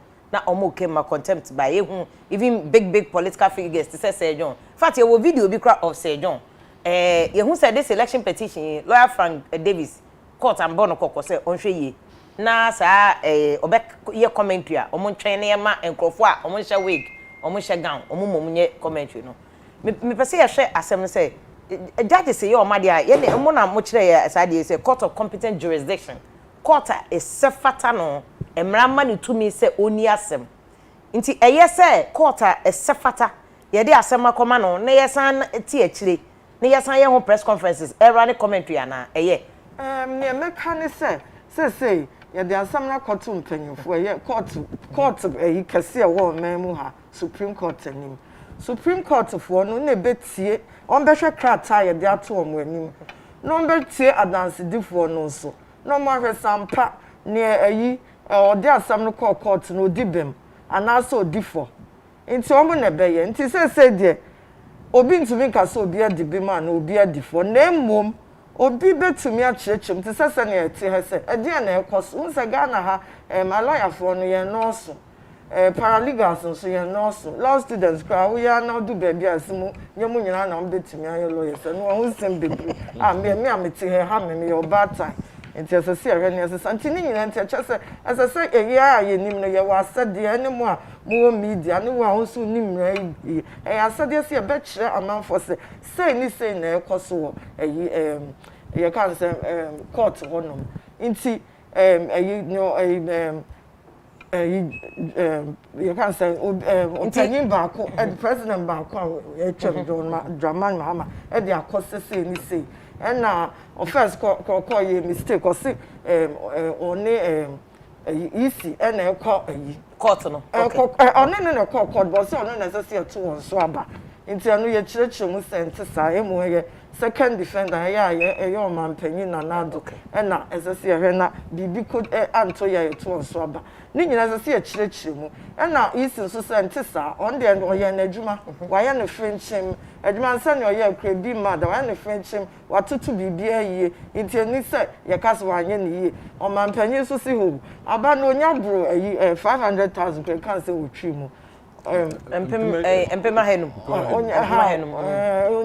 Onya chance. Anti, I then as I said, didn't could now a court na sabi ye cast anya yentini as I say a church amount for name nearly see a council we had the man now we had the press conferences no kwan so see a church okay and once see a kasa yen fa ni die mu bi me anya ye isi ana ye nyom man panya no man panyi dada eno de enye fata okay ni see a court okay lo adakon who agree with say a mu ma omo a omunim law no so omote ase de ekoso na na oh me my sister Gloria Eyadwen the woman say it's a 2012 not any system bit is after court no not lawyers abe explain so what happened they say we court proceedings now radio stations were calling they were calling lawyers who at the time now I said or Kasama NPP so maybe a NPP appointing so a spokesperson okay. And also Kasama NDC and so no NDC spokesperson and they realized that we court now there were very different conversations and opinions coming out from various people and it is our petition you know the political parties and I think they are very good and no more appointing spokespersons say you court to be a no match I think that is a novelty a idea I would say yeah encouraging now the see Supreme Court Emma Court no one minua Penny Frank Davis no idea I think the lawyers in Yahweh say case court you are not allowed to run commentary on it now because Frank Davis a part of the legal team of the respondent and nunti enema ne kasa no court no ebo no kokono because you see when a matter is sub judice even lawyers generally are asked to refrain from discussing it now in this particular case the no you discussing the merits of the case education the education and lawyers generally also are refrain from discussing the merits of the case when it's sub judice and the problem with sub judice nature such as some that court yanka the real issues no it me etete ho ni achirechire now the ma Frank the issue ni here you say look ukojina we say u chirima enko betimi aka Matiko say nyo no I understand there's another lawyer on the petitions side also the court no warning no sir fine so what happens they say ukojina ho you idea they say u chirima na dey see court and the court no ma order no can say but you see the thing is that this is a very political case let's not forget about it now in most cases who side of the petitioner and national respondent you also political now you have journalists they say Ghana for journalists and so I drink a say demutimu obebusa question you have to respond to it now one here no you're going to mix the law with the politics so nti one here ade anka bia onim say lawyer party nka we no nka say na bekana nam say wo political affiliation na wonim say wo kasa ma party fo nyina atie no one here won camera no wo be ka politics no so I say now if you're on a political talk show it's a fair game but say we jina Supreme Court na say we a spokesperson for a particular party in the case na say you miss the law and politics you're going to incur the wrath of the court or the laws so I say and that is what is happening na me the mijiri say generally no I was say ye wie court na omu chichim say domu ye efe omu be ka brofo de ne aka twi de e bi a petition na okọ na respondent so aba no abeka brofo de no aka twi de ne de chichim o say magana for etiase because look enipa bebre eni de ekoso no echi enti o say ye chichim mu but lawyer enye dangerous because enye commentary say ye bi na kofa muntie 3 ne bae say wo koka say o de mama fa nko a spokespersons are respondents the petitioners applicants so omu nyina o ma file no omu nyina so ye lawyers so ko de opon kroma ye lawyer ye fa say NDC Samijevi enso ye lawyer but omu nyina so ye de o kai say the danger of mixing politics with the law. Yes. They are all mixing a bit of politics and the law. Yes. Because me who press conference or maba we say any winning way, we winning application way, and I we no to me, and I we say na chatu school way, we say the way so abin, and I so say don't get your cry floor no. But these are all political commentaries and your law. Spokespersons so many lawyers, so much away, go much down there, but they are all spinning. Exactly, that's the problem. But you see, I also move at home. Look, me, I'm for free speech at all times. Supreme Court, I will say more right so be criticize but I don't think say or see a man is too tight. Look, we must defend our freedom of speech with our blood. And no na me be do the agree. And lawyers they will know our limit. Look, if you go into the merits of the case, that is where you will be mistaken. But for instance, lawyer Bibeka say Chachu Chikata aflaw a particular witness. It's a fair game. So as I say, yes, for me, even if somebody says a particular Supreme Court judge is biased, I still think it's a fair game. Because look, lawyers, you could not court. I argue say a particular judge should recuse himself because of real likelihood of bias. If you because a judge be a bias, we should allow that to fly. But where somebody begins to accuse a particular judge of criminal intent or of bribery, where you impugn criminality on a judge, that is where your problems begin. So as I say, and I say where you threaten the life of a judge, that is where your problem begin. So, in fact, we should allow free commentary. We should allow people to express their opinion. There should be no problem for me to say Chachu is a very good lawyer, grilling his witnesses, or for anybody to say Chachu by his questions, long-winding questions, he's a bad lawyer. We should allow that as a country. Yema obia anka de opese waka eno na ama oman yanyini abedu say, but of course or see who your limit. Your freedom ends where mine starts. What I say. And it is a wono o sha say e ka say o wadwene say e bia de ekoso Supreme Court and this is say do mu sibu court o mu case no o mu bewe. It's a fair deal. Okay. It's a fair comment. What I say. Nemum okoka say and Mr. Moetifo said the Chachu Chikata away the case no there. It means we acquire bribe. And I said the judge we obusa question there. It means we acquire bribe. And no, and now occupy as a mama. But we should allow fair comment. We should allow people to express themselves, allow people to share their opinions. For me, when you do that, there's nothing wrong. Okay. I remember back to you, Neil, say free speech. Where I did a bit to say free speech. Are we not influencing judges na say judges o say ye nyina ye kasa say de onua be ma John da ko kasa ye ma obi anche na dwene ye ma obi ache na dwene so a judges nso mo ye nipa o omu nyina so kofie na ye ma commentary wo ho ne ye kan say ana 2 against 1 eto de bi applications no say judges ma rule ni pom say we the NDC we ni ba ko we the MPP we ni 2 MPP we ni ba ko NDC we ni 2 NDC aflow MPP so ye yasa likelihood be any was say bet me influence judges no ne kwan a mo behwe aka asem no said me kan ya no yetumi ka ho asem no ase yentumi ka judges na be kire so obi adibi ma na obi ebu obi sofo nti ende enye obi entumi nye sade but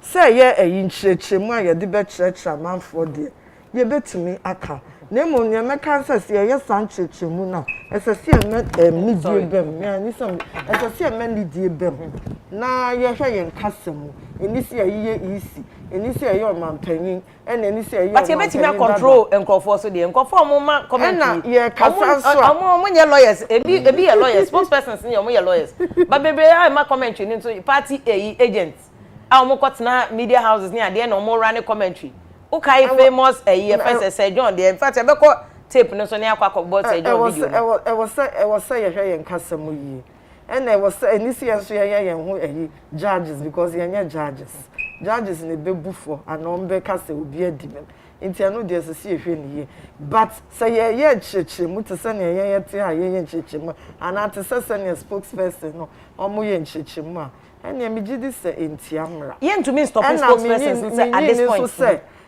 say ye chechire mu ana no eba be sesa judge bi adwin because ye ka se omo wo krata da wo mo anim a omo di ye adwuma omo wo mra e fa krata no omo di ye adwuma nti obi antumi sasa krata no ene emra na e wo sa krata no because ye mra sabi ye mranya na sesem ene di ye okay but is it possible say bia e betimi aka say Frank David example ni other lawyers I understand say you need so court no bo no kokose onye careful ye betimi aka say okay you stop spokespersons nya mo bi anya press conferences about the election petition no me gidi say no de e be den kakra because I was my said there so man ye hu ne ekoso na mom ye sese e kasa omo mfanye kwampa so mo bi ankoyi obia mo bi asa bi ni obia atem so nem kan ye me south for so bi mo bi nkoye enkobu eyi obi anye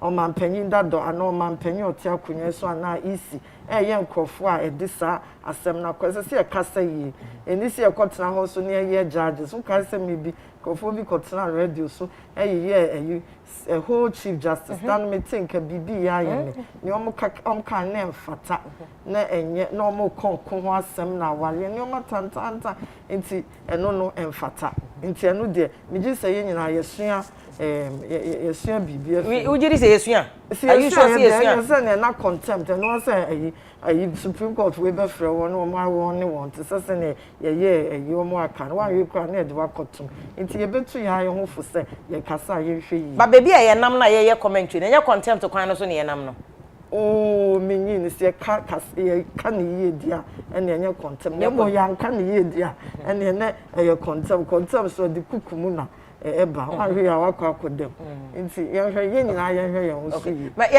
praise mo Sir John video no any other enya Sir John kwan those 22 petition no Sir John enya asem wo mu kenkranche one MPP organizer ewo Ashanti region ono so no ho eba asem Samia Uku ampa Samia Uku so enya asem wo court na ni ma fe de na Sir John de na be famous because Sir John de na Justice Tuguba so you see your size, can we check your temperature? Are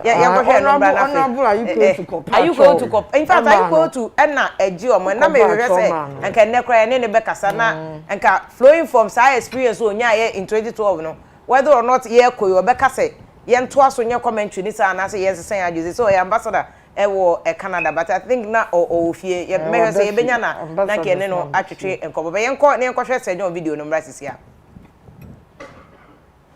Kwajo Owusu Afia. How do you feel? Yeah, we'll take your temperature level before.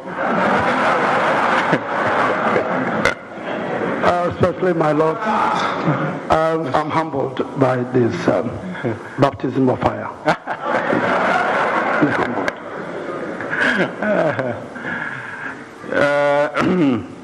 We find him guilty of intentional criminal contempt of this court.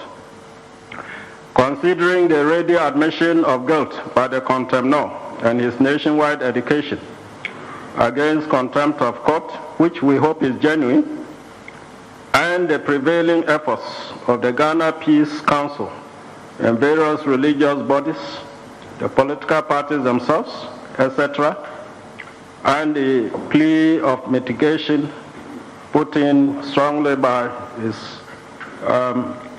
counsel Ayiko Otu, we are reluctantly restrained from imposing a custodial sentence.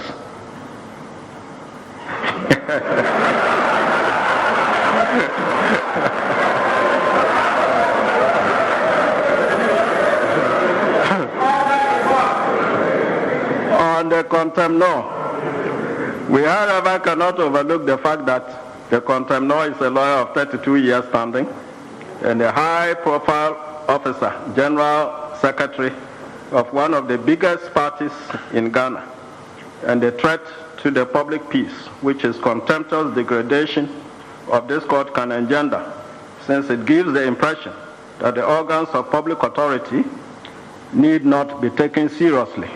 We impose on him a fine of 5,000 Ghana cedis or in default 6 months imprisonment.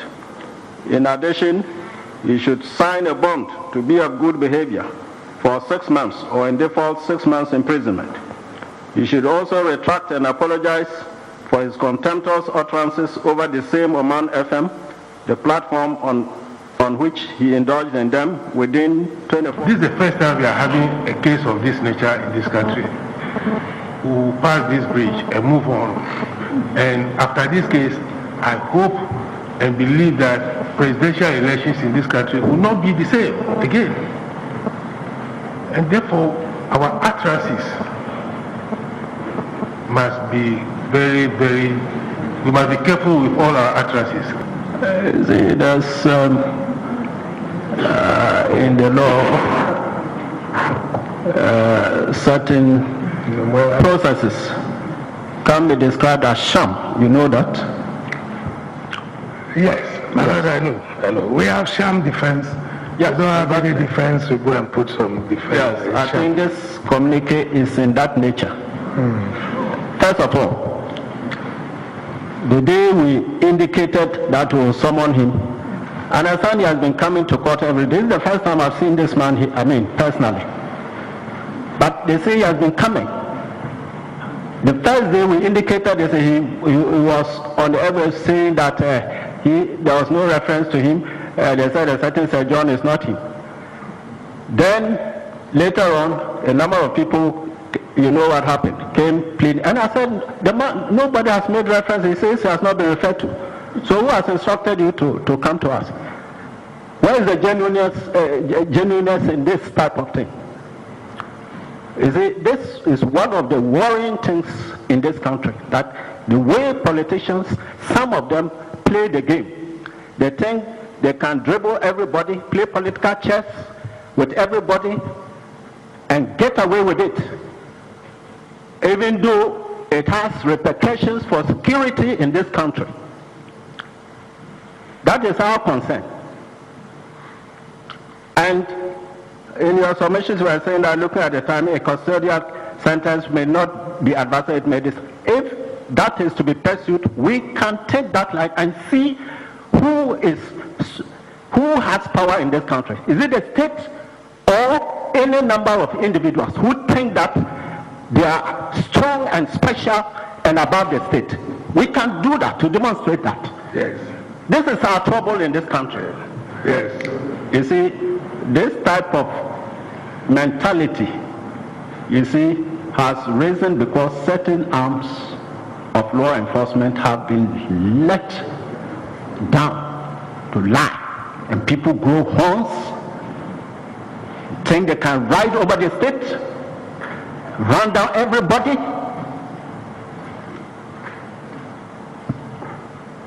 Mislead the ordinary people, poison their minds. What does it mean? Sorry. I don't want to say too many things. What I'm stressing is that the authority of this country must be upheld for peace. The ordinary people, the year 20,000, you know, ordinary people sold their small properties and left this country, fled. Look at that. Because of what? Because of what? They are not entitled to sleep peacefully? Because of people of this kind? 2008, look at the tension. Because of what? People involved in politics, how many are they? How many people run for elections in this country?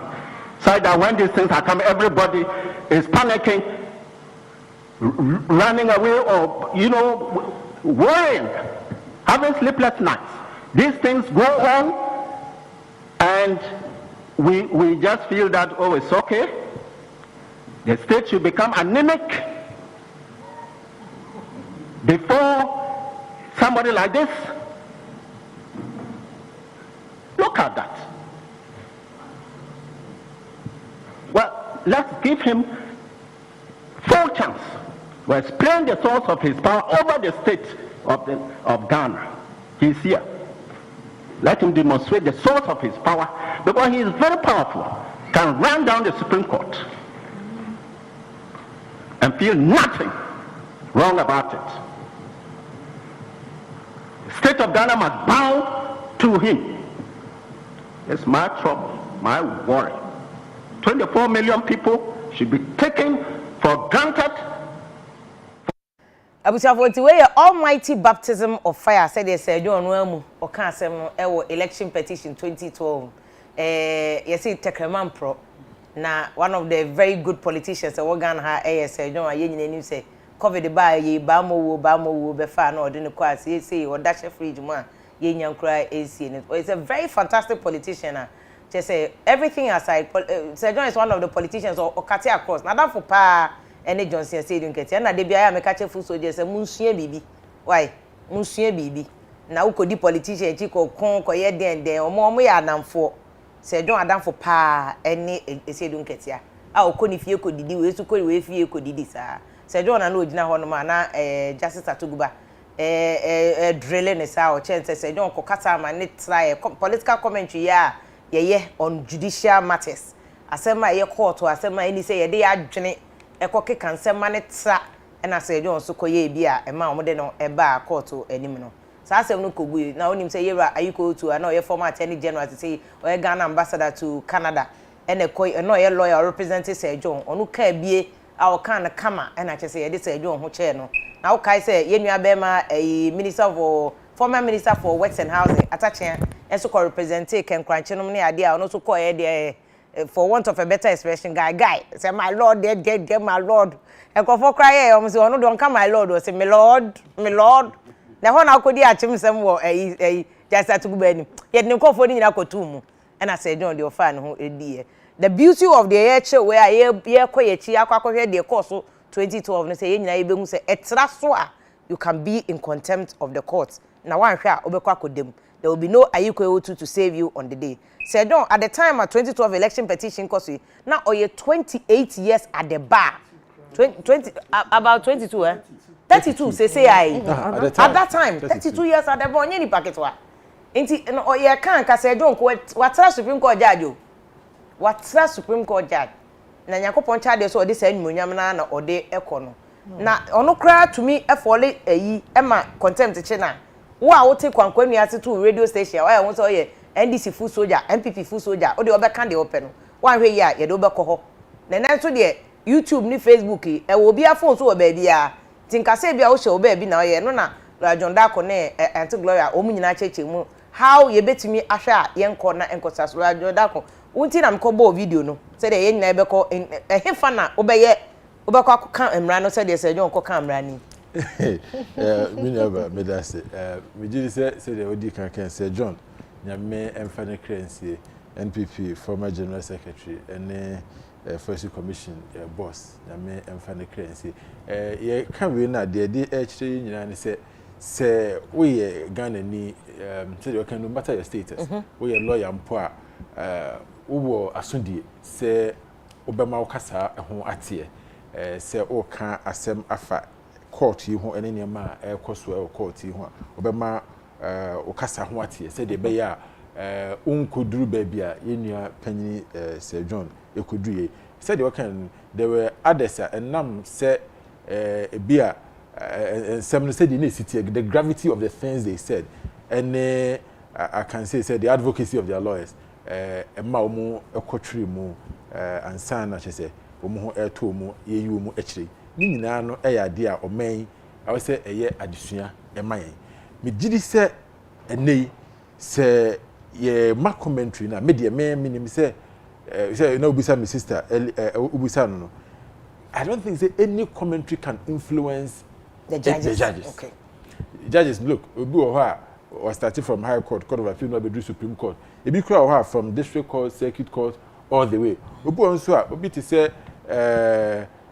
ti say Nena Megache was practicing law for a very long time and so they are appointing former GBA boss and these are men of good stature umuno obviously they will not be swayed by the things we say on air. And I can say that without any fear of contradiction. However, the Emma Sansem no in here no, and I say M1 say a deep entity move about. Oh, say Utie just a Tuguba say no see Casana. But say any concept politics in tea. You're 24 million, the life of 24 million people, no. Yeah, sure, woman. And we say any pie contest election politicians who may say woman. It is a young fans who may 1 million cry. I didn't know out of that, you know, so 1 million in 24 million, I say, and 30 million people I can young. So, in effect, he says that, yeah, Cassa, I may Cassa Hunte, me and Kokasama, a debasa baba or ma'am. Look, this is the only country we have. We believe, say, free speech is very critical. Free speech is very important. We cannot do without it. And no, but you have to be sure. Say, oh, Kansema, Obe Kansema, Enfantitimu, Emma. In respect Baba, me put this issue now, because any possible say judges on. O share baby or more and son or Marco could do Supreme Court or no. And some I come up until we affect on. But okay, I just start to go back and say, I say, I am sharing a bonk for obviously they were also feeling the heat. Okay, so they were feeling the heat. On that score, we are commentaries and I can judge where I could bribe na judge winner. You just said you Obusa question on come here side. Set tension a bar almost way to affect them. Oh yes, of course. On that score, dear, a hard say and some troops or me any part for almost reading newspapers, radio station, they also watch TV. We are how is going to be a bother. And I say, well, near Maria, any on Tokabesi, say, well, come Maria, any Jabeto, any baby or tear, any how those things. Meanwhile, 2012, people made those comments. Exactly. I know they all can't. Yes. Because you see, yes, Anna. In effect, you are bringing the court, and let's understand it. Yeah, judge no. When you say as much can contempt, sir, bringing the name of the court into disrepute is the court, not the individual. And to be aware, is a judge Tuguba. Is when you hold in that time. Is the court and other courts, you know, Asia. So I say. So and some over candia threatening woman there. My argument was that when it comes to the decision as to whether case, you know, who be different now be no. Commentaries no ain't me influence you. Okay. Say, oh, okay, meeting say radio, say na identity, and me buaku say. Say when it comes to the decision, it's about the law and the facts. When me no share, never judge and make the decision. Okay. But of course, when we are making statements that will threaten their very existence, when we are making statements that is going to threaten the very existence of our country, then those ones will affect them. Because they are all scattered across the country. So when we make statements that, you know, shows that you perceive a threat in our life, then that is dangerous. And so for me, in a particular well-defined, you know, context, me and my name Rosso, me and my no enter. Then we ask the question about sir in after court bema as assembly that lawyers no like I say you stop you woman. Yeah. For me no. A very good for me I think it's a very nice idea. Maybe going forward we can learn as a country. Okay. But because if you live it there, then you're going to create a vacuum. Huh? And I know be a coordinator ready, so I can't do it. Okay. So they say no, so we are and no na say news mo person mo carry mo news Umaka and no be a bakery, the NPP for kind, the NDC for kind. It goes across the country. Okay. Ubia and one will be a tea. If you take that out, Ubia Bakwa baby, I can't dear or pay and I end. So it's a very good thing. You just have to control it. We a lawyer on the case there as much as possible. You who free. Okay. Nema you because spokesperson has lawyers in the case. We say NDC. Strictly speaking, a chatru anything later. Any former AG, Madame Blue. The court when they are mentioning the names, they don't mention them, but they are part of the legal team. Okay. Okay. So what I say? Does it mean so Omono betimi abekasa or press conference? It's not part of the legal team. Properly so called. So what I say. But he's a spokesperson. It almost don't meet me. Say Frank Davis is part of the team. And this is that the judges had the cause to query him. Such as it say Frank Davis and now say Shishi every enough we no so say back commentary, then there's a problem. But the spokesperson idea very good, we need to encourage it. And they have to act within the confines of the law. And make sure that when you are speaking, and at that point you are a lawyer, you don't mess the politics and the law. What they state the position as it is. And also na issue no, have you seen say so far the omaye cast and they've all mixed it. They've mixed it. Metie Kojo, mia Metie Kojo, Metie Sami Jemfi, Metie even Marietta and other spokespersons. And sometimes, you know, the idea is that you boost the confidence of your people. Say your case in the you know, it's okay, but you're missing the politics and the law. Because they are not lawyers, we can live with that. We can live with that. But say it will be better when you're on a political show. Let's say you will share opinion. Say a lawyer be an opinion. Anything that case is court. A day, me make me say a black, also say a white near the court. So then we go and argue. Then the judges will make a decision. So you are free to share your opinion. When on a political talk show, you are supposed to do that. But when it comes to the courts, make sure say you're only telling the people of Ghana what happened. Because independent people one tiase interrogatories, you say you dismiss interrogatories. What be now? No watch them say interrogatories no. Dear. We must buy and say and a judge the kind. Finito. Don't go ahead and say say your case you winning and I say say case we lose. That is where law mess with politics. So just give us the bare facts as happened in court. Explain that to us. We can make our own decision. So far, we share Kasa spokespersons na Kasa ne other people na munchen kra Kasa. Keka court 2012 the year na judges nbo fu a say John ho kochire no wo any other people say sami ukumuni ade so ho kochire o mu ye Meka so far so good. 2012 the end near meeting na enyo ni say ekunbeba ombe ware. See enru baby o ye dey afa na sha asenti. E bia na ebedu ho so ye. Agrobe so if no pass starting here. It's so far ye near mani adwuma ani obi a na oye isi no en ma anya me de. Because isi no waye na adwuma ho. Waye adwuma de waye wie ni oye nya so de ato krata so ami nyina ye ho. De bi so akoto court na ni mo de bi so ama NDC ni MPP nti enu de atem de die bi anim. Yan koso hwe emra no ya hyehyɛ wo krata so no se bibi ni krata so de ne na yen hwe ni yi se yen fa bibi nso ma hyehyɛ because ni nyina judges no omo asuase je no wa practice law ni bida from grassroots and there do lawyers ni judges ni bebree omo practice so omo akire omo nimdie nti me en fa bibi kululu bi ankonko to anim me sure se ne krata no omo atrotro so ne ombeka no ene ne adansi phone beka no ebeboa ma ye hu se ampa ababi wo mu ana ababi ni but ye na ne obedi phone na ne obedi bi so still ye besua bibi inti we come back to there na oni abema ke me busa o earlier about say obi beka say ye mix politics any law no because spokesperson say omu nyina ye lawyers o omu nya bi kra ye students omu nyina ye lawyers but omu wie no omu ye oni abema de o say eye new addition de abeka mra no ye good ye nya ne saa na be boa ma ya kyerɛkyerɛ law ni ma mo bia wo so confirm say earlier but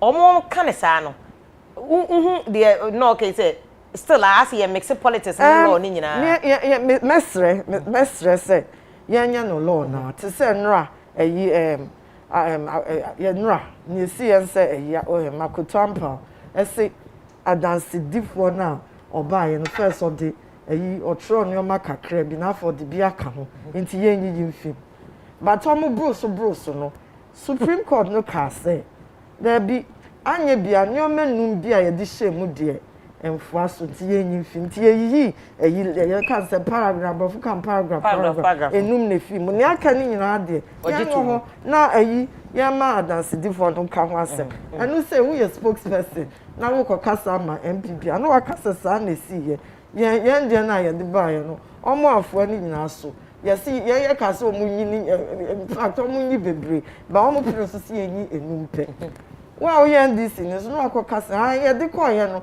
na people for no so omu mpene omu si ye yi bebre so ye yi numpe e che se ni e ka ye no ye yi ba na o Omo kan sa ati boy omo kan sa I was o kan sa ne na ya te ase ti ye be stress omo kan kure wo no but anti boy na me busa so wa wo observe de hu no TV so students omo kan say o na ya floor omo e na we win application we ye na win oh say de assuring kete we omo nyina small court say de we win we application we say na ye be obi be di for na obi be di bem de ni obi ansem e was Supreme Court nko ansem sa na ye constitution ahyehe nti en de wo ye den wo fi constitution wo ye this wo ye first first wo ye issue wo ye o man panyin da do ni sa you know judges no ne be kanti yen kan kure no enchira manfo se pese ye de kura se ne kan yen wo ye for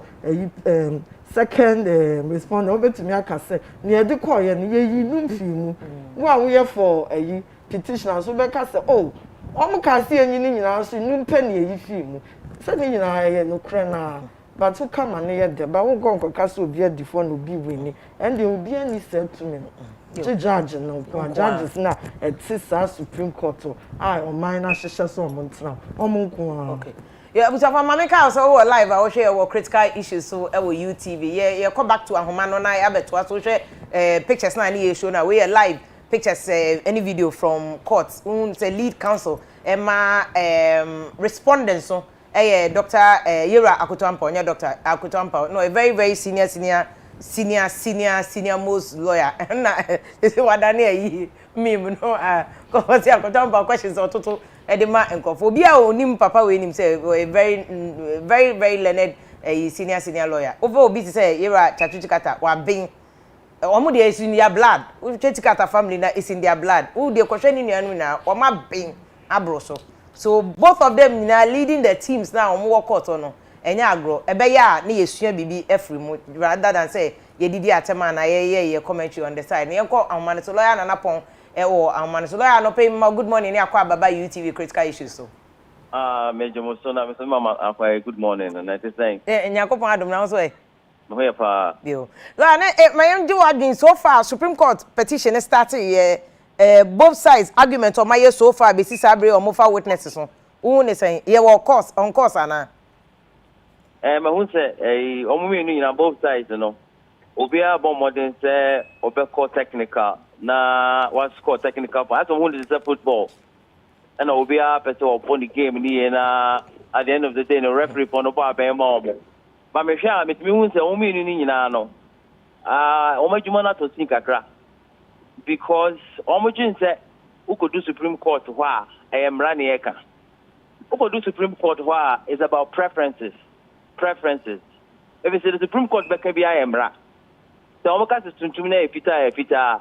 Omaka se fita tuntum. The whole nyam ra sem ne ko customer aka tro mo say mo make a decision ya. No cre. Decision e dey asumdwe beba. Decision e dey impunto beba nti omo no omo aye se Solomon.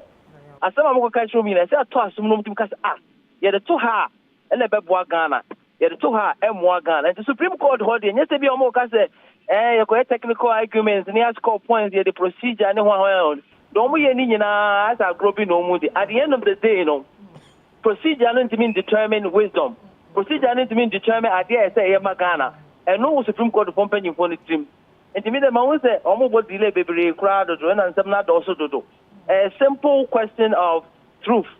About when I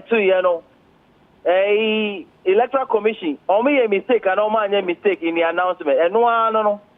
And to only I see that just a lot of time wasting. But lawyer na upon patrol can say me patrol my clarification now church me and patrol. What's the Supreme Court omo fact not law. Not the omo can say a law no omo ke yo omo koti cases ni ade nya law. Omuka constitution na already no the omugina so a omabaka court wono kra na enye law say a law or they are invoking NDC for instance is invoking article 63.3 and no omugina so say na na do anya 50 plus 1% which is the requirement I wasn't konya ansa na obi ye declare obi as president of the elected duly elected. That, is that not law or mujina so or maba court in the first place and therefore everything or mu ye law? We say me teach mu ye. Okay. Yeah, well law say a tro there were law so will be the Nanoaka. But in law, the Supreme Court to be in Anoka say I know the law at the Supreme Court level, no. You almost back up filing, you know, and then the law. Now the old Canada, old culture almost say, almost find Juma, the MA law. There's a difference, though. Difference between say we are argument, we are submission, we are presentation, my Supreme Court say law. It's not law until Supreme Court says it is law. And now we can we know I can we. Omo no beti maka say the way can ya judge man the mummy ni na kan kwa enyu ntumu and I the foforo beba and omo kran po the omo waka dada no beti maka say omo adwen because they are the court of final appeal and omo supreme authority to interpret the constitution. You don't make kind of a law. And you know, hold on in the issue of say almost say no a mere submission any allegation a mere fact facts no the Supreme Court beji atum say any na facts and enya no ho mpacho you know still confuse you mu bebre because dey na eti abonten anim say the omo kan court the lawyer chachukata ne justice lawyer akotampa omo nyina ye nyina law e na omo de akọ NDC asem omo de is based on a grounded in law na no wagina so no say Misha constitutional provision article 68 63 na do enya 50+1 inti court we mo hwehwem na mo fa electoral commissioner na ono no kobo na do adi se ono wawini no na yemfa law no meto article no ho yemfa de course so election day no ama yemfa meto article 63 no hwe say e qualify na ingredients na article no for failing those ingredients and sana ya to aso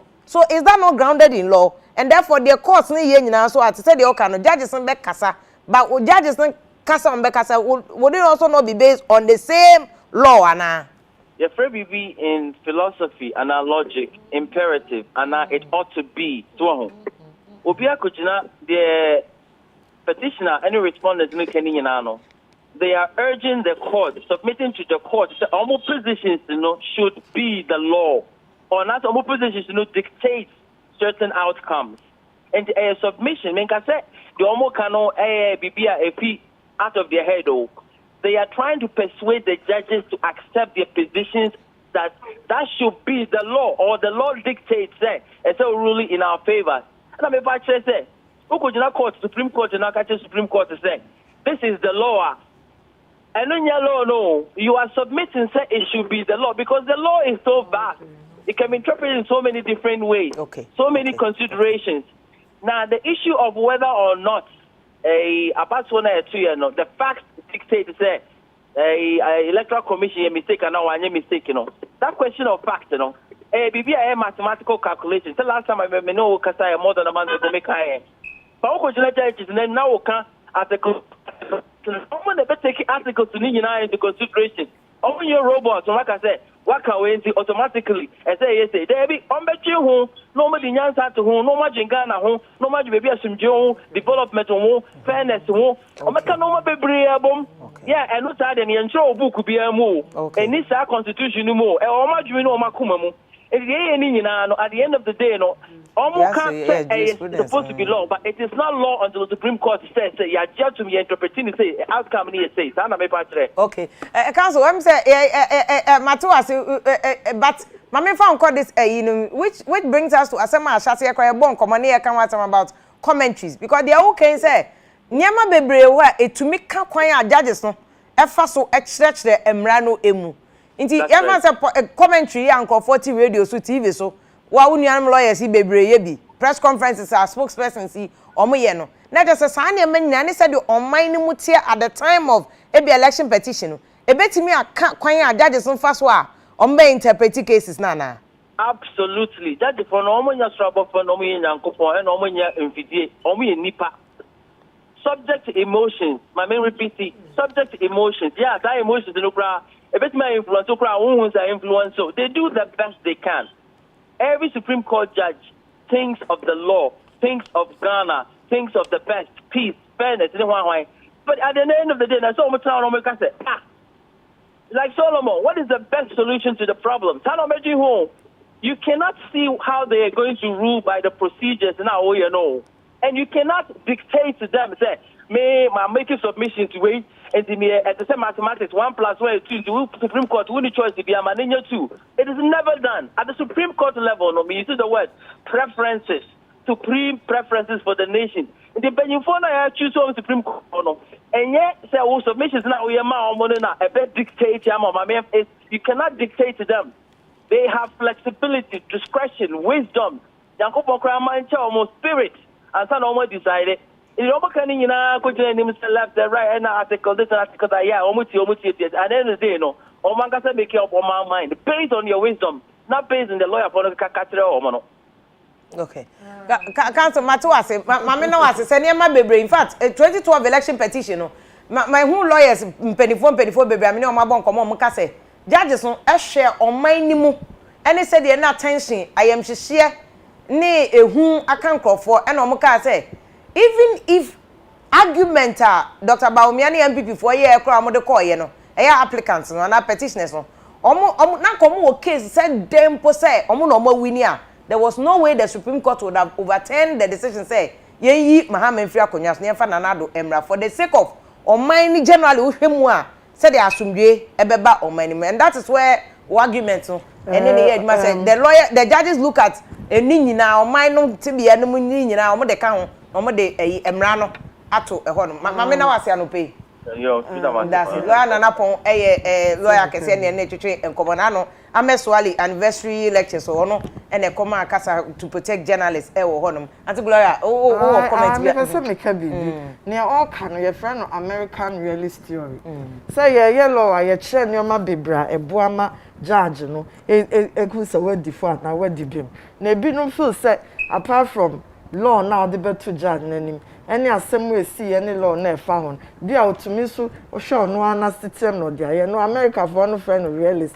Almost the cracky jokes. Me kaya chair see judge be na obi call horse obi the assam call name say a rape assem. No the call no say okay rape the rape okay. It was show book no see rape cry say na see a dema. No here no man minimum.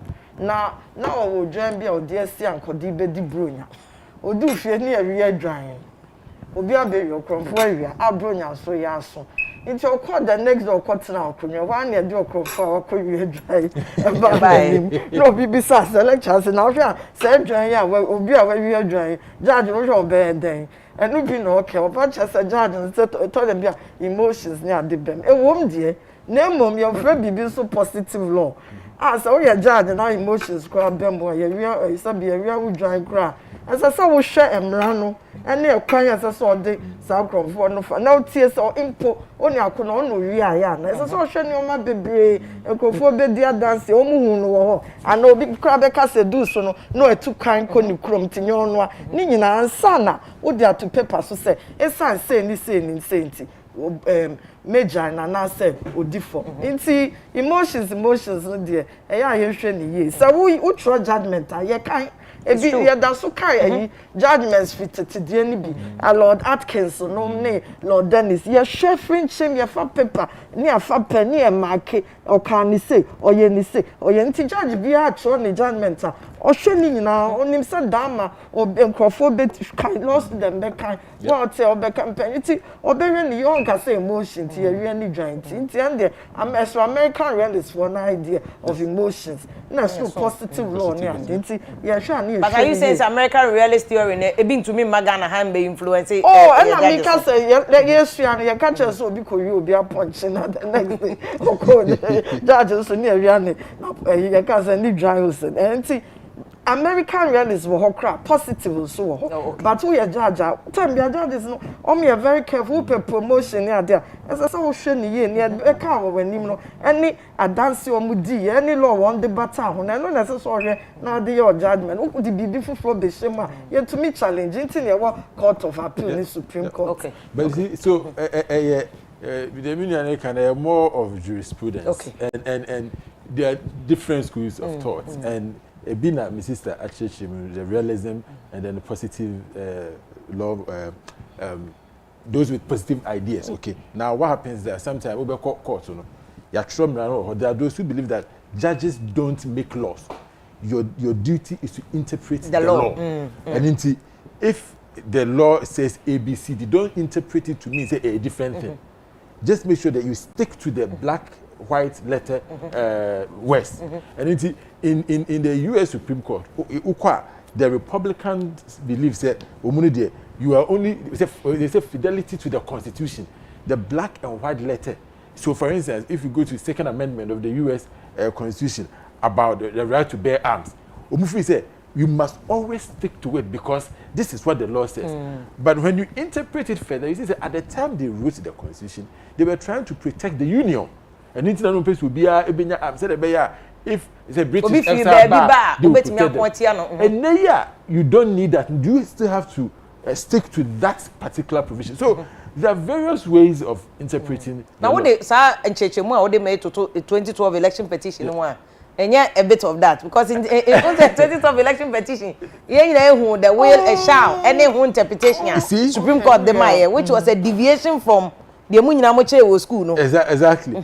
We see, I don't want to go too into the 2012, but there are those who believe say, Enka Supreme Court Eka say or share Emrane Padia and Kose or set aside some of the votes. Now, in that case, there will be a rerun. So, but you look at, like you said, the country, the situation in the country at the time. Sometimes the amount of money to even spend for another election. You take all that into consideration and ask yourself, say, okay, looking at all the issues, which one will best serve the interest of Ghanaians? But look, there are those who believe that the law is the law. Say nipa krono when ya servos no bi wi na semransi yin frima yin frim yen san kwoto aba no yen kwoto no foforo just I say so like you said, Supreme Court judges they listen, they watch, they take all these things into consideration. I can say my opinion 2012 maybe if Shah had been Shah e bi ankabano okay yi e bi film say if the duty of let's say police station agent, you have to sign. Okay. If one sign, what happens? Or see a union free man now. Thank you, NSA. And can be an kebesa to a buffalo. But the Supreme Court, in their own wisdom, realize, look, your position, you should maintain the status quo. I believe, sir, Supreme Court issues, anytime they are making their decision, they will look at the law first and then look at the atmosphere. They will look at other things. When Dr. Lawyer Nana Pono, what issue they say, if the Supreme Court judges not here on minor situation, atmosphere war many, maybe attention woman, MGC woman, then and then they apply the law to the letter. And then the theory is no the law to the letter. It's not always the case. It will be our law, no. But okay, Obeka said, this is my interpretation. I'm applying the law to the letter. This is my interpretation. And into Atadiwi, my interpretation is a red. No, this is my interpretation. And theoretically be agreed a combination of ways if you are going to say a red. You have to have some legal basis by the way to reach that. I think my sister wants to make a point. Yes. As I say, I can't say. Time be a Supreme Court, woman in our judges in our court. Time be usually be a Rebecca said 4 verses 1. A 2012 day, no be no cast me and to a banny view. Me just say me new because I am to a but share my just Bafu Boni, Anna. The current Chief Justice and Doche. Bafu Boni had Nidia at one point was say Yensan Kotua Banu baby at one point. But eventually you can majority no yes. At the end of the day no majority no ne win then yes say almost way me nim ne besim to me kan wase but ne make answer o kan Supreme Court cases be bra ya wa majority one day no na it take effect one day no na ye ka say na ye befa better the be omo ye minority nkra be o kasa no ne judgment no kan ya no de bibia ba be shem sempo kieye ni say ya eno no anya no na di nkunim de na mo ye bibia ye ka no obita cheso kan bibi as ye sha e be boa ma ye law no akonanim da achi bi but the answer they okay is that not also there na uni aba ma lawyer da kon ka say And na say 2012 dey be as na be 2020. Maybe make up past. Oh, but a projection I guess judges because say 2012 no. Omo share dey wo omo anim nyina mu no omo ka say. Say the lawyer can be omo dwene ho process e ka say yesan koye bi e majority na ka say me enko. Enu kra unim da na ye ka ye di sasem no na me TV3. Okay. Iti ni e twenseng eja ye nya ya fa ye pen ni paper ye twenseng obi abe within the judgment ni analyze. No we aka ne de no ye wi say ni say. But presiding Supreme Court Justice Justice Atububa no can say for majority no say ni say om ye nipa say om say yen control ban bi o say nipa say na ade no ye sorry in the kofi e chance na om di judgment si ba me obi ahwem ye hwem na say eh ade no na nya 4-3 wo hwe kra nka ye 5 you know 5-4 it's make us still obia wo ni independent idea obehwe ni oma na paper na omampanyi dada yisi eni omampanyi otisu dia be na wahwem obehwe nsam omo kan ni adansefo nso adansedifo no so kan na ye bisa adansedifo no so questions ye friend ni ye friend bisa osamo sese ye mama omo awon lawyer akase osise ni e bisa no aka no akire mu sa tese na ye honorable estate educate ye any lawyer eden Peter White any rojo dey no ye bi afim ye bi be bisa so wa no ye bisa we are na the other lawyer no so abaye no your friend no cross examination cross no just no person counter no no so to question ma tini nyina judge see ti o mu hwe on behwe ni nyina ni cases enkrofo aka ene na ye be ye de menhu yin reakoto ba me hu previous cases 2012 then no mo dia bata ho say we year 2012 as me see nti mo hwe se betumi aka ne sa omo the interpretation act aka omo the evidence decree say we kra esa na ye evidence so wo person ye evidence e fa ma preko tro na ehu say hu evidence na ade ba nyes wa tro bibi ade chi ya na ade bifu fra ba be shim ni nyina judge si be omo wi a obi a be tro the opinion se obi fu so obi opinion et se ne dia na obeka se mefu aso na nti sa obi abetro de dia ye wi a na ahwe score no said sa na ye no okay dako ye be hu repetition of 2012 said dey ko because na wo kan ya boka o man na ti see akra 2012 na hepek 2012 na covid crime and then me ye covid analysis na me ka say ye debt to GDP ratio 74.4%. Bank of Ghana kata statistics so dia ba yes. Can we comfortably say there's no way a Supreme Court because yenko rerun of the election? Said the petitioners na ka say omuhwemu a obi enya 50+1 nti yensan goto ababi the election should go to a second round. Okay. Let me answer your question this way. In Africa, I think in Kenya, we've had a situation where presidential election has been overturned before. A idea is yenka say BC that. In America, the mother of all democracy, an election which a lot of people felt should have gone to the Democrats, went to the Republicans because Supreme Court, Eka said, Florida recounted Yenyai. Now at the time, and in American jurisprudence, they are very clear. The 9 in the Supreme Court, in Democrats and in Republicans. Okay.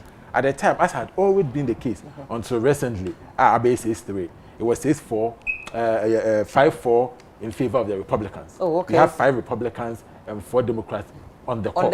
Now, as they say, it's 6 Democrats, 6 Republicans, 3 Democrats on the court. Now, in 2000, it was 5-4 in favor of the Republicans. Now, what happened?